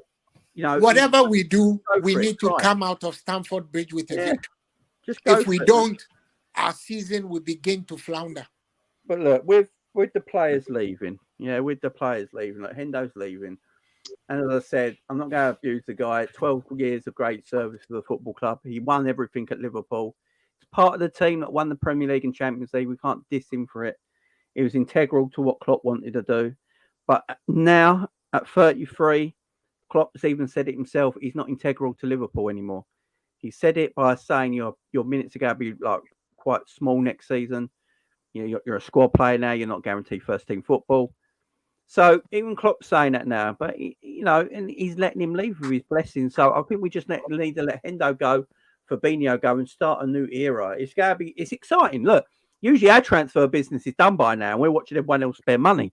So at least it's a bit exciting on our point of view, and it all depends who we get in. What sort of caliber of player. We're seeing a lot of players leave the football club. A lot of the dead wood. How long have we been complaining that all the dead woods at our football club still, and now they're all leaving. They're all gone in one fell swoop. In one fell I think swoop. the only problem I have with Liverpool and the whole deadwood is that we are one of the worst clubs when it comes to that's a lie. We're not one of the worst, but in terms of players leaving on a free, that's bad business. Whichever way you want to look at it, there shouldn't be a situation where you've kept a player for this amount of time that they're able to of course, some James Milner being an exception because of his age, cool, whatever. The Nabbies, the Oxes, the Firmino especially. There's no way I would have allowed that guy to go for free. You go in January. I don't need you to the end of the season. You go in Jan. We get you out of here. We get some money in for you because then otherwise it just becomes a case of the reality of the situation. The problem is even going Jan, the Bosman would have allowed him to go for free. Liverpool true. apparently looking at a certain Bayern Munich midfielder. Who? Gravenberch. Leon. Goretzka. I was a big fan of him before. I'm not sure about now. No, I know. Since he's come off the juice, he ain't been the same player. Nah, he's still been on the juice, but ever since he played midfield with Thiago, he just looks shit now. Leon Goretzka apparently is available for 50 million. 50 million now, man. That's what we saying. 35 million, then I'll hear it, man. Yeah, apparently available between 40. I wouldn't even sign him anyway. There's so many midfielders in the world, and you're gonna go for Goretzka. This isn't 2018 anymore, man, or 20, whatever. Nah, man. Players like that, they're fully not past it necessarily, but they've got their place in football. You stay at Bayern Munich, you just end your days there. You watch him in 3 years' time, he'll have won 6 seasons at Bayern Munich, just out of the blue. And then everyone will be like, "Oh, remember Goretzka from he's been at Bayern." Yeah, he's gonna be one of those kind of players. You don't sign. It's just that once he won the treble, he felt as though he completed football. He's got that mentality where he's I'm done. I've done everything. I'm done. I'm good. Yeah, no. I want to sit comfy at Bayern. Probably will move back to Schalke. Yeah. If Schalke. You know what? I won't be. Look, Albert's on the phone to the German FA right now, so he's getting it done. I like Kimmich though. I like Kimmich. His partner. Kimmich's the one. Look, if I'm going after, wouldn't like him. Yeah, sorry, guys. It's all right. If I'm going for a number 6 right now, I think Kimmich is gettable. I think he wants to leave Bayern. He wants a new, fresh start. And as I keep saying, Bayern Munich used to take all Klopp's best players. No, Klopp can take one of Bayern Munich's. It's a bit of a turnaround, and he's the one I'd go for personally. Casado I like, but he's overhyped. For me, a name keeps ringing in my brain. I can't get rid of it, and it's Ibrahim Sangare. It keeps ring. I just you can get again. Sangare's in the same realm as 45 million. Sangare. I don't know. He's one of them he's weird. Okay, I feel like he's one of those players where you're he's not shit. But is he going to set the world? I mean, it literally just depends on what you're looking for. What I've seen of him, I don't think he's a Klopp player. What I've seen of him, I don't think Klopp would rate him. I look at Kimmich, who's a passer, technically gifted, can defend, Workhorse. a workhorse. That is a Klopp player. I'm surprised we've not been linked with him, but it might be because of the Yeah, money. but you never know. You But- never know. Because Some- you No, see, no, there is no never know. He's not going to do it, G, man. one of the reasons why I like Sangare is that I've realized that Klopp likes his defensive midfielders to transition into an additional centre back when we have set pieces to defend. Do the It would 6 be nice if football. he had if he let them transition in game. I don't want them to. I don't care about them in defending corners. It would be nice if we had a defensive midfielder who can slot into the back three when we need to defend, because then we're always left isolated. Kanate versus 2 players, Van Dijk versus 2 players Yeah, doing it. yeah, We need someone to slot back into centre back. Like that. That is one thing. Liverpool are so bad on defensive like transition. Rodri does. Like Rodri does, Rodri. John Stone does, like even John Stones. Partey would even slot back into right Like back Partey, position. yeah. Like Caicedo slot back into right back position. Like you need that if you're gonna have your 3 at the back, and then maybe one of them goes forward like a Robertson does. Like you just always need that in that transitional play, but Yeah, we just you're right. do not have that ever. Like we've never ever had it. Even Fabinho at his best, he never used to do that. It was just always we were so good and had the ball. No Yeah. one's going to get the ball that We far, didn't, up the pitch. we didn't have to play that way because of that reason. Yeah, wasn't we it? did exactly. And that's the reason why Florentino Lewis is being mentioned so much, because he's very good at that. Yeah, he's tall. But he's got Yeah, 108 million yeah. pound. He's got an 108 million pound release clause, I think. But Yeah, I see, the think thing we with can. Benfica, they're tough. I think we can negotiate that, man. If you've got 60 already, I mean, they negotiate shagged us the rest for of the Nunes, 60. isn't it? Sorry.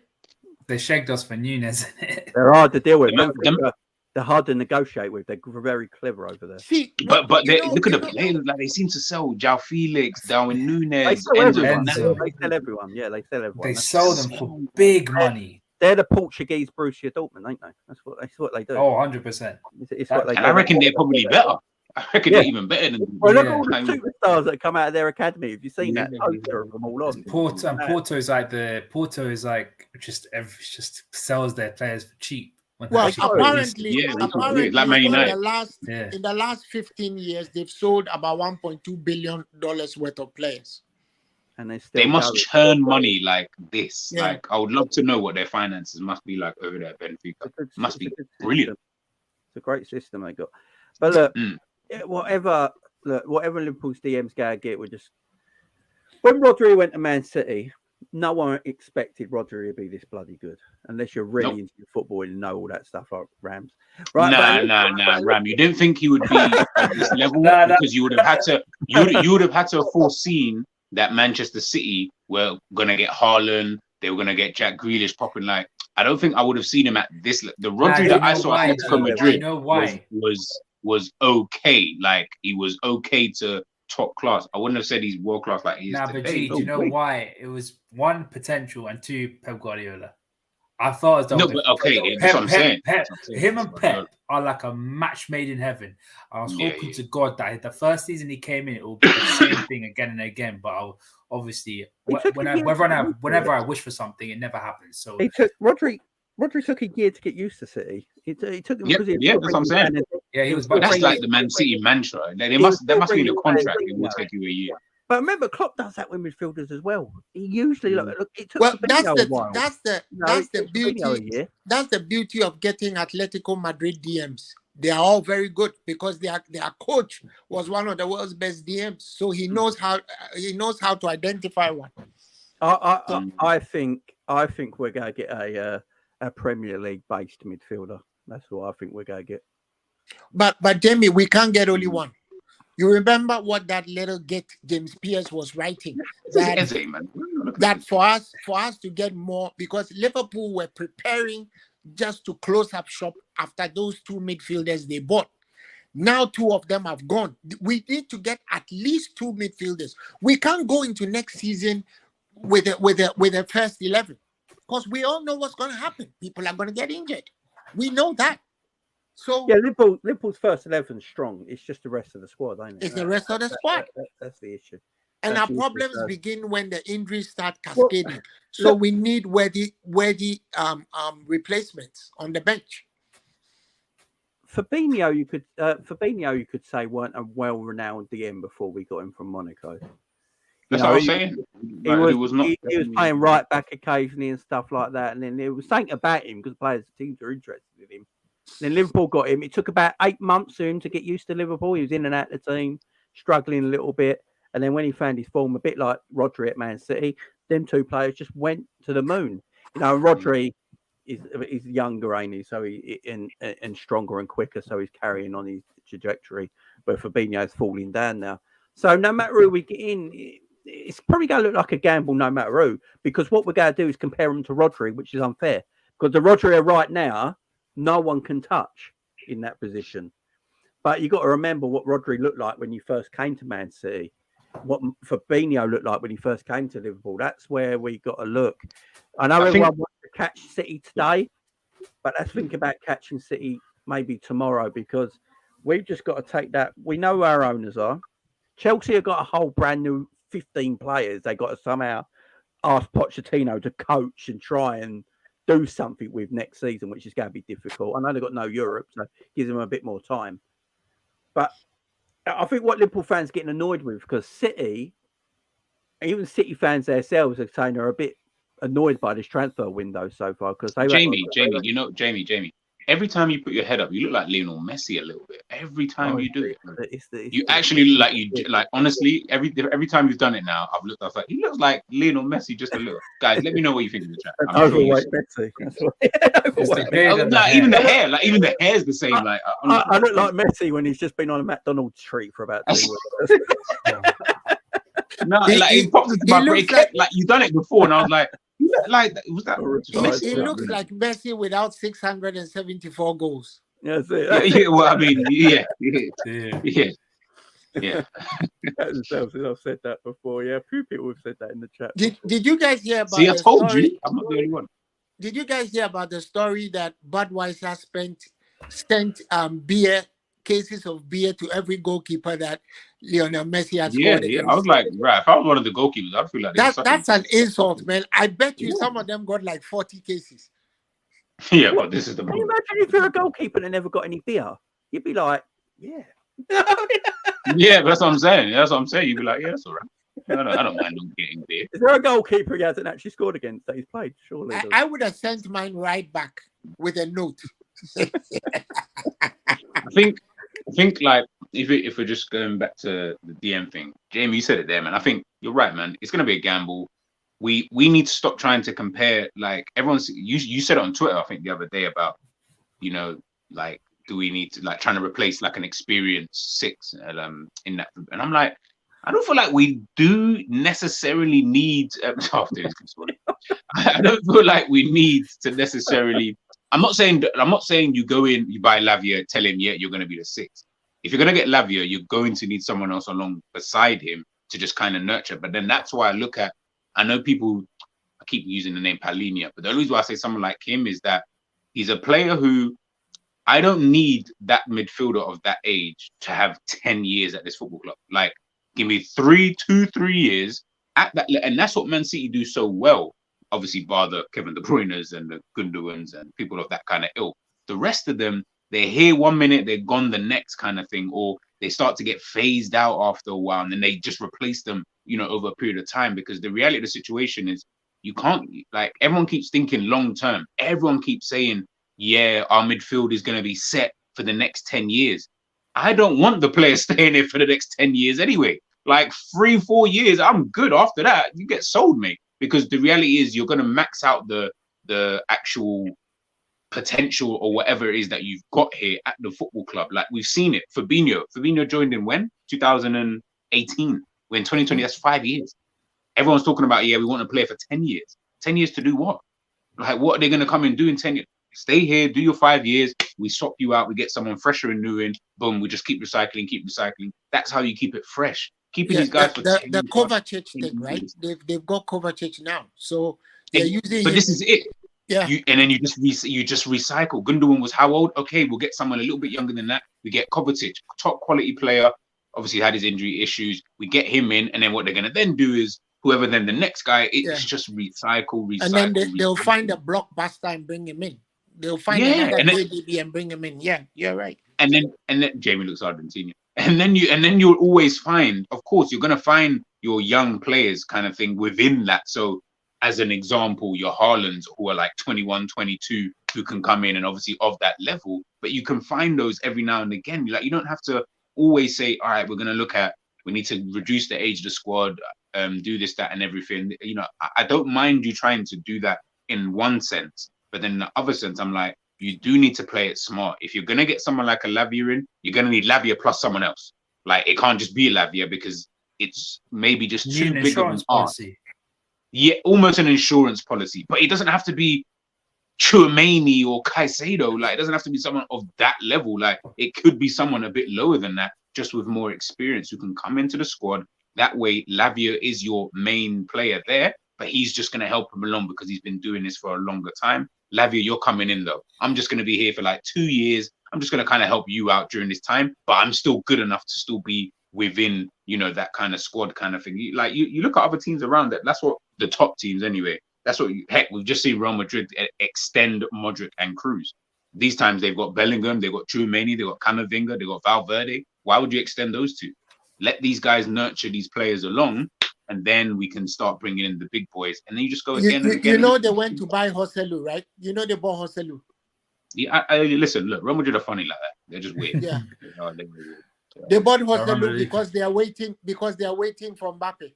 So they just bought Joselu, gave him a year's contract, and it's like, and then that's it. That's it.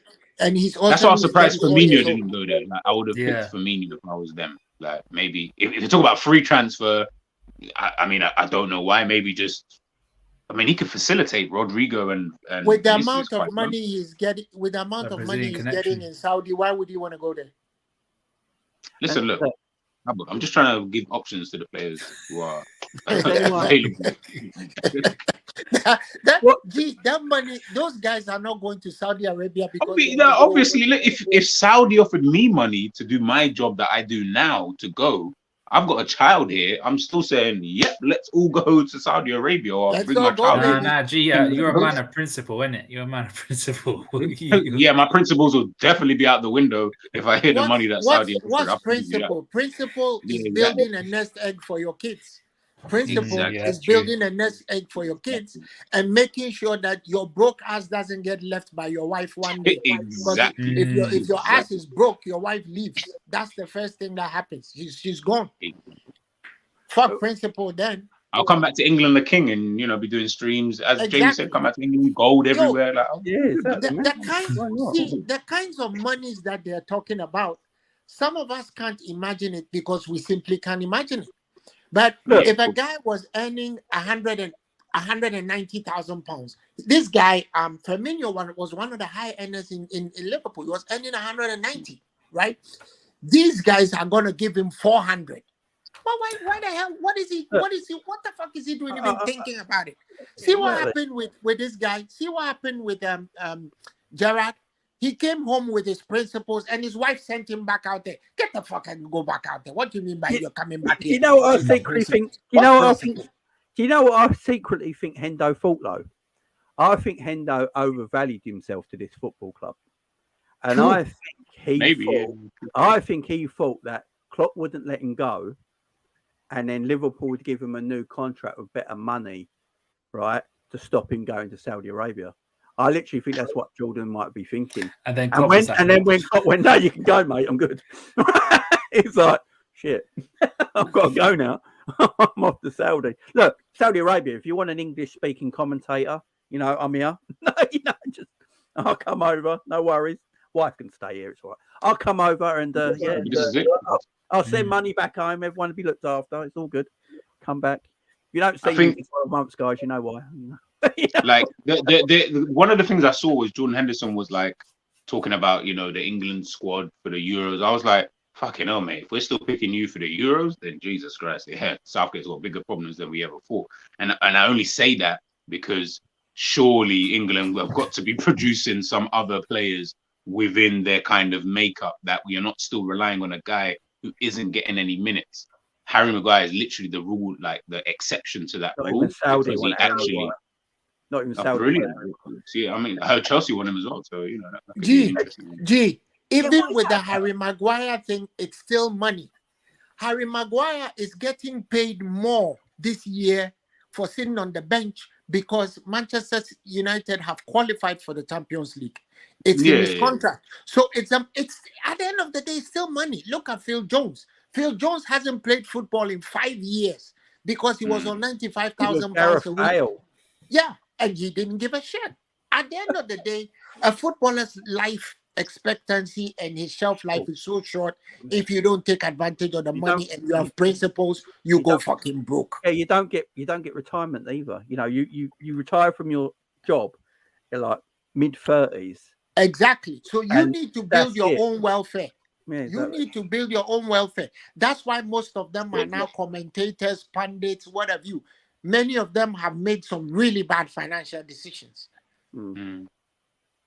That's kind of crazy. Maybe someone should look into that. Yeah. Sky Germany came out with a price tag for Goretzka. 40 to 50, isn't it? It's 40 million euros to 50 million euros. Yeah, So that'd be around about 34 million pounds to 40. I think West Ham are looking at him apparently. Why would we want Goretzka? If West Ham are looking at him, I'm just putting it out there. No, we don't want Goretzka. Just putting out the price.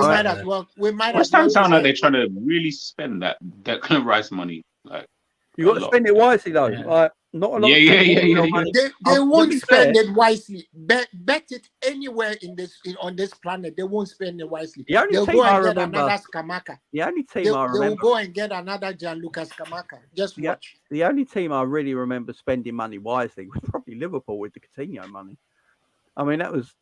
But we only really bought like 2 or 3 players. Like I remember when Spurs got but you're right, we did spend it wisely. I remember when Spurs got that money. Oh, they wasted it. They just spanked it around. They bought you know the Soldado, Sandro, the West by Paulinho, Soldado. Chadley, Paulinho should have been a player.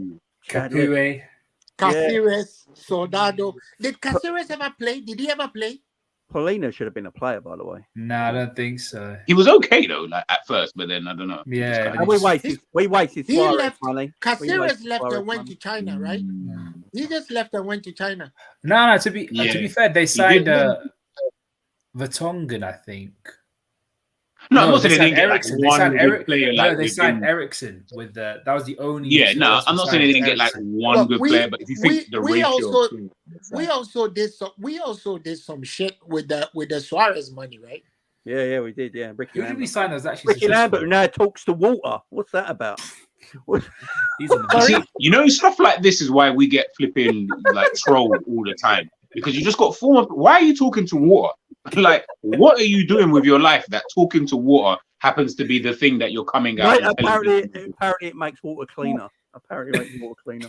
I don't know. We shouldn't laugh because he might be going for a mental break or something like that. So we shouldn't laugh. But it's because you never know in this day and age. So but then why? Like, but why? Like, why are you attached to Liverpool? Like, why? Like, why do you always have to get these players that you just think to yourself, what's going on, bro? Like, is there something we need to talk about? If there is, Ricky, come on, Jamie. We used to be proper. We used to be proper Disney FC. We only gave him a contract because he was a failed Liverpool player and he came back. He just bought him because he got Lallana, and we kind of need to see. We bought some shit players too, man. Stephen Warnock. Yeah, do you know the story behind all them players though? Barini and Lamberts and Balotellis and that. I know the story about Barini. It's because Brendan Rodgers just wanted players. Brendan Rodgers didn't care about having the right player. He just wanted players. And we had that useless sporting director at the time. Kamoli. Yeah, Kamoli. Kamoli, and he just didn't know what he was doing. And Brendan Rodgers wants one. And this is what Brendan Rodgers does. He just wants players. And when the players fail him, he puts them to one side and never talks to them again. And they fall out. I heard about stuff like that. He did that with Suso, didn't he? Yeah, he did that with Suso. He did that with the Turkish defender at Leicester. You know, just put him to the side. And Sahin as well. Yeah, and he don't care about you no more. That's the sort of player. The Sahi one really baffled me. Like, why did we get rid of him? Like, I know he had like. It's not even that. The thing is, they're getting rid of him. Obviously, it turned out like, okay, you wasn't going to play him. Why did you sign him though? Like, you didn't even give him a chance to like. Apparently, I don't know, it was a favor from Mourinho. Yeah, Mourinho wanted him to get game time, and he thought because he obviously Brendan Rodgers was his like number 2 coach back at Chelsea. He was like, "Oh, could you get this guy to get some games for you?" And he was like, "Yeah, sure." He was definitely one manager that I felt like I don't think he was shit. I'm not gonna like go back and say, "Oh, he's shit manager." I don't think he's a shit manager, but he was definitely one manager who was definitely hyped up like we saw with like Graham Potter. He was a shite man manager. He was a crap man manager. He couldn't manage players. He ain't got man management. Yeah. Because obviously, what if you say sentimental and all that kind of stuff? I guarantee you, if Klopp was manager, he would have convinced Stevie to stay at the club. He wanted Stevie gone. He wanted Stevie gone because Stevie had too much power and Brendan couldn't handle it. That's why he wanted Stevie gone. He never played Stevie at the Bernabeu when we played Real Madrid. I mean, it tells you everything.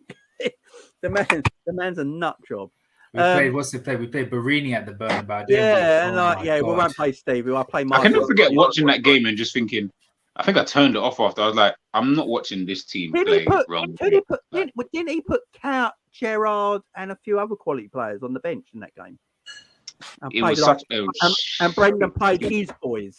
The players he got that were all terrible. Oh, so that scoreline was so flattering. We were so but it was just more because like Real Madrid probably just didn't really see it as like a them kind of games. You're like, we don't need to do so much to win. We got respect for this club. We just need to get a goal. That's it. And that's one of the things. That's one of the things I do rate Klopp with. Although it irritates me at times, he will only buy the right player. He won't buy any player. He will wait, and that is a strength of his.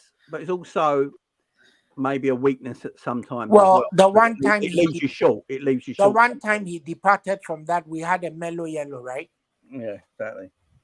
But he made his own mistake there and he admitted it, didn't he? So I'll pick him up for that, admitting his own mistake. I'm looking at the team at the fuck me. That was so. That is terrible. If you look at the bench, I think the bench is all right. Yeah, the bench was Jones, Johnson, Gerrard, Coutinho, Henderson, Sterling. He left out. He only played his boys who he bought.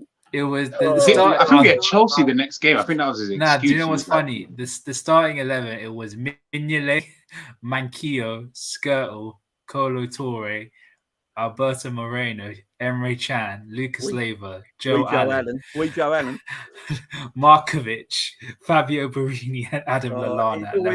It's always boys. Do you remember when he said he told everyone that Joe Allen will look like a Spanish footballer? Joe Allen was shabby, innit?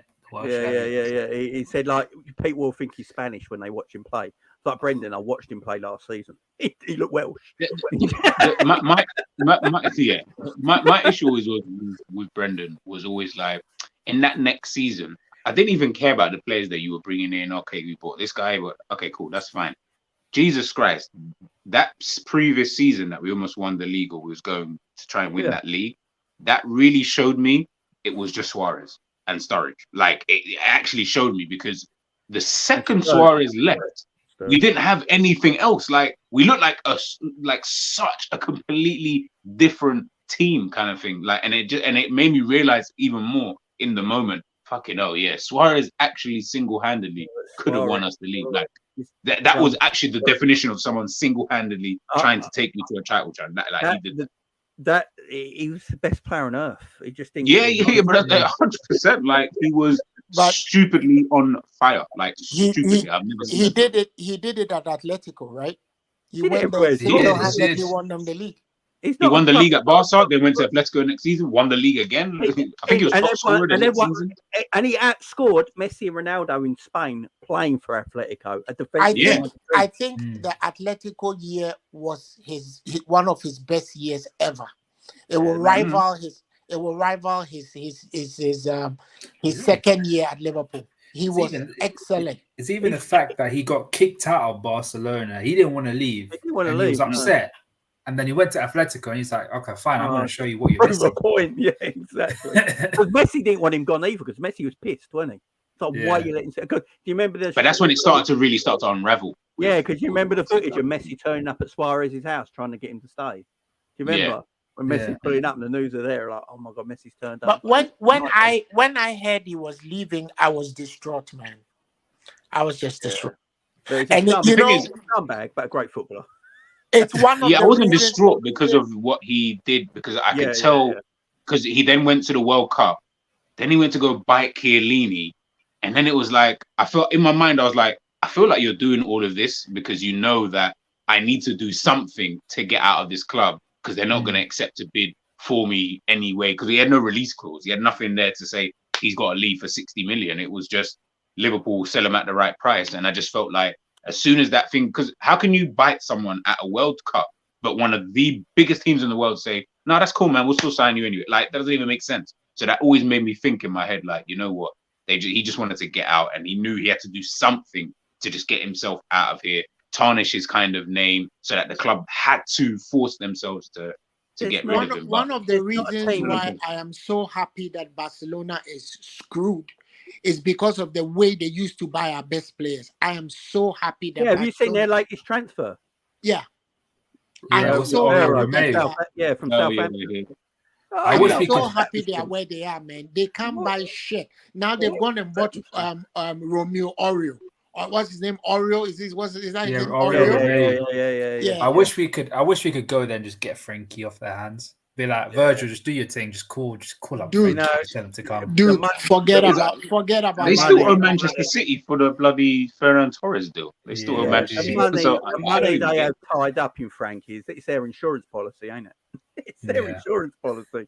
They ain't getting rid of their insurance policy. You don't have 700,000 euros a week to pay Frankie de Jong. There is a midfielder, by the way. My mate messaged me this earlier. Yeah, my mate messaged this earlier. Right, he went, "Why don't we just go and get Van der Beek from Man United?" No. To play where? He's very quiet there. Why don't we just wait for Kone then? Because if you want players with bad knee injuries, just wait for Kone. Because the Van der Beek who was at Ajax probably would have fitted if he had come at that time. But the Van der Beek that Manchester he would have. He would have been our Frank Lampard. I said this when he was playing at Ajax. He would have been our Frank Lampard if he came in. The guy just went to Manchester United and just destroyed his career. That's it. He did. Destroyed it. Jamrock says the Spanish FA is doing a much better job than the Premier League. Yeah. I suppose. In terms of what? Why you punish Barcelona? Punishing them. Yes. Sorry, yeah. But would the Spanish league ever punish Real Madrid? That's the answer. Well, they've just called them on that's UEFA, Albert. Okay. That's UEFA. With the Spanish league, because I think you could let go of Barcelona in the Spanish league, but if you let go of Real Madrid, that's it for the Spanish league. Yeah, they're the biggest and best club in the world. In the whole world. It's like Man United just being punished, ain't it? Like Man United just being punished by FFP, right? For 300, got fined 300 grand, and then you got Man United fans are like, so you've done us that quickly, but City can do all this, not get a pound. I think Barca have been done in by the wages they were prepared to pay to players, man. That was always they played Antoine Griezmann like 100, a million K, what was it? Something stupid like a week, like 850K a week or something like that. Yeah. Then they got Memphis Depay, Aubameyang, and you got these guys on massive. It's the wages that killed him. It's the Messi wages that killed him in his whole career. Yeah, I mean that was always going to kill him. Because there was Messi, and then there was the guy who retired, the defender who retired. Puyol.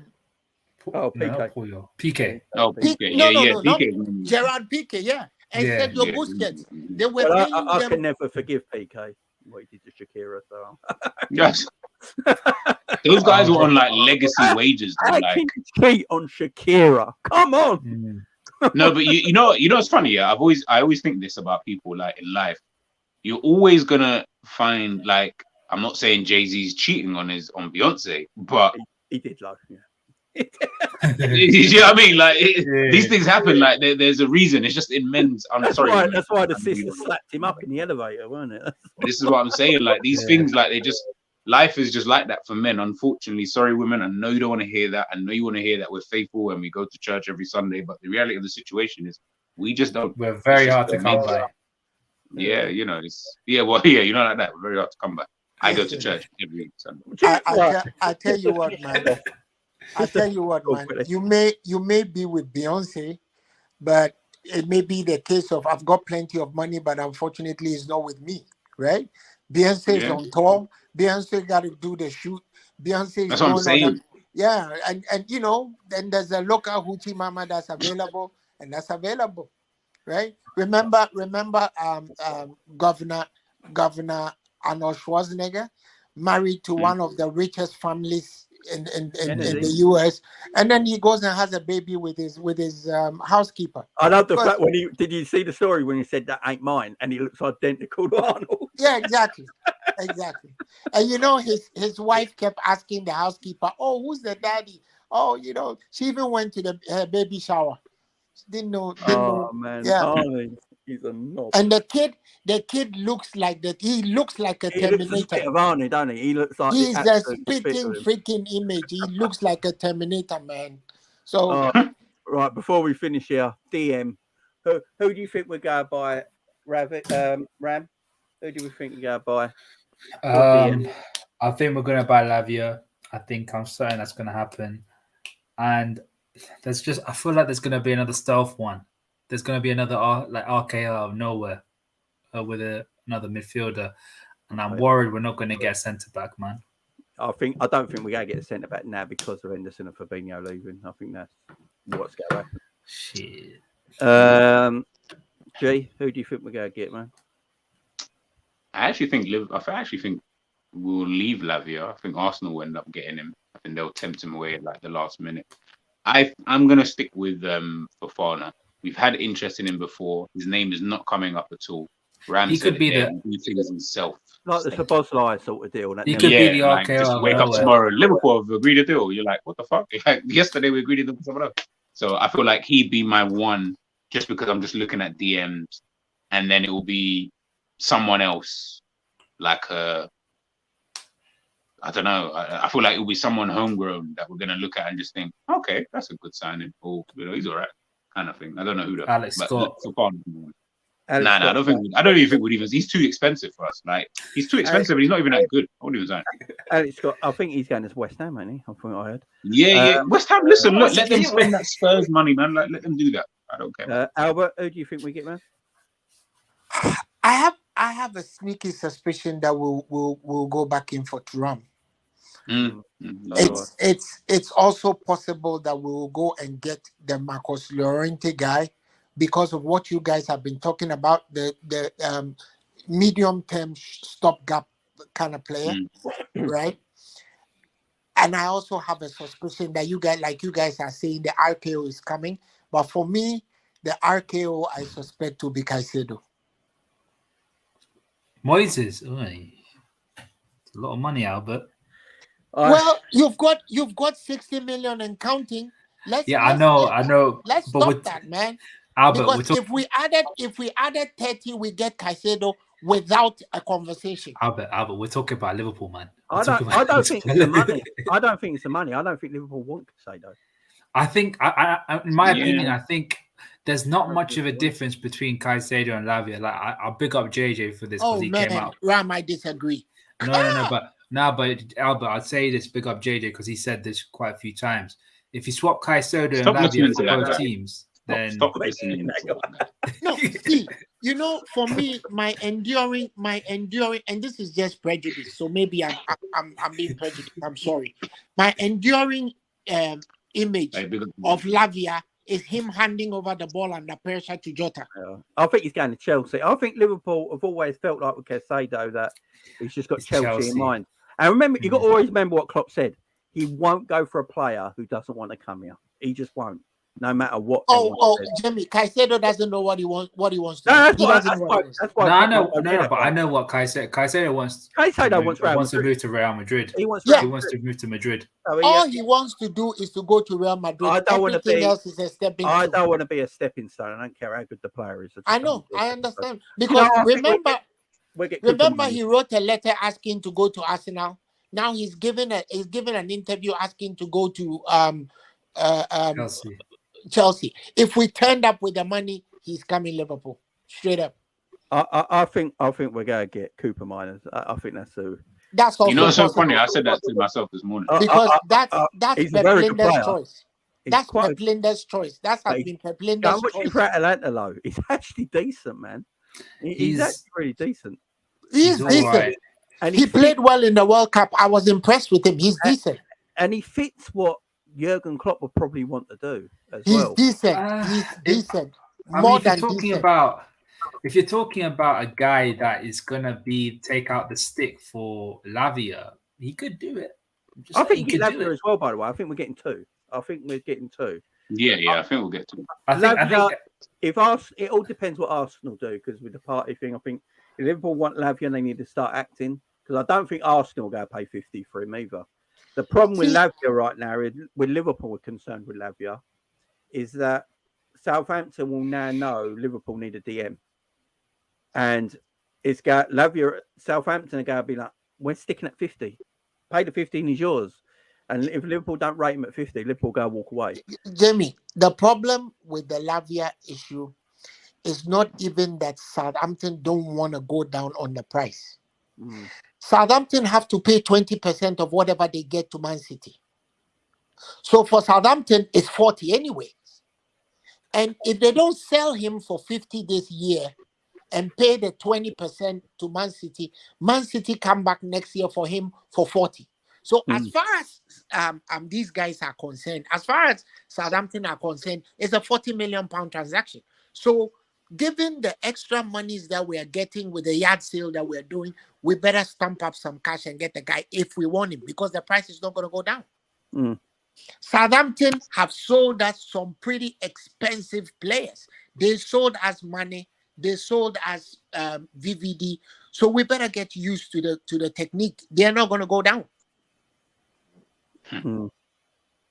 It doesn't matter how much business you've done with them. In fact, there are some business partners who actually cheat you because you do more business with them. You don't get a reduction from regular business partners simply because you do a lot of business. That's not true. It doesn't happen in business. True. Yeah, man, it's true. I'm just reading something there from Neil Jones. He's wrote an article up today, and he's saying that Liverpool are looking at Florentino Luis, is it? So, yeah, he's been saying that for 3 days. Yeah, so there must be something in it, because Neil Jones is quite good. I'm going to give him his credit. He's quite good. So Liverpool can negotiate that guy, and we will probably get him for around 70 million. Yeah, 80.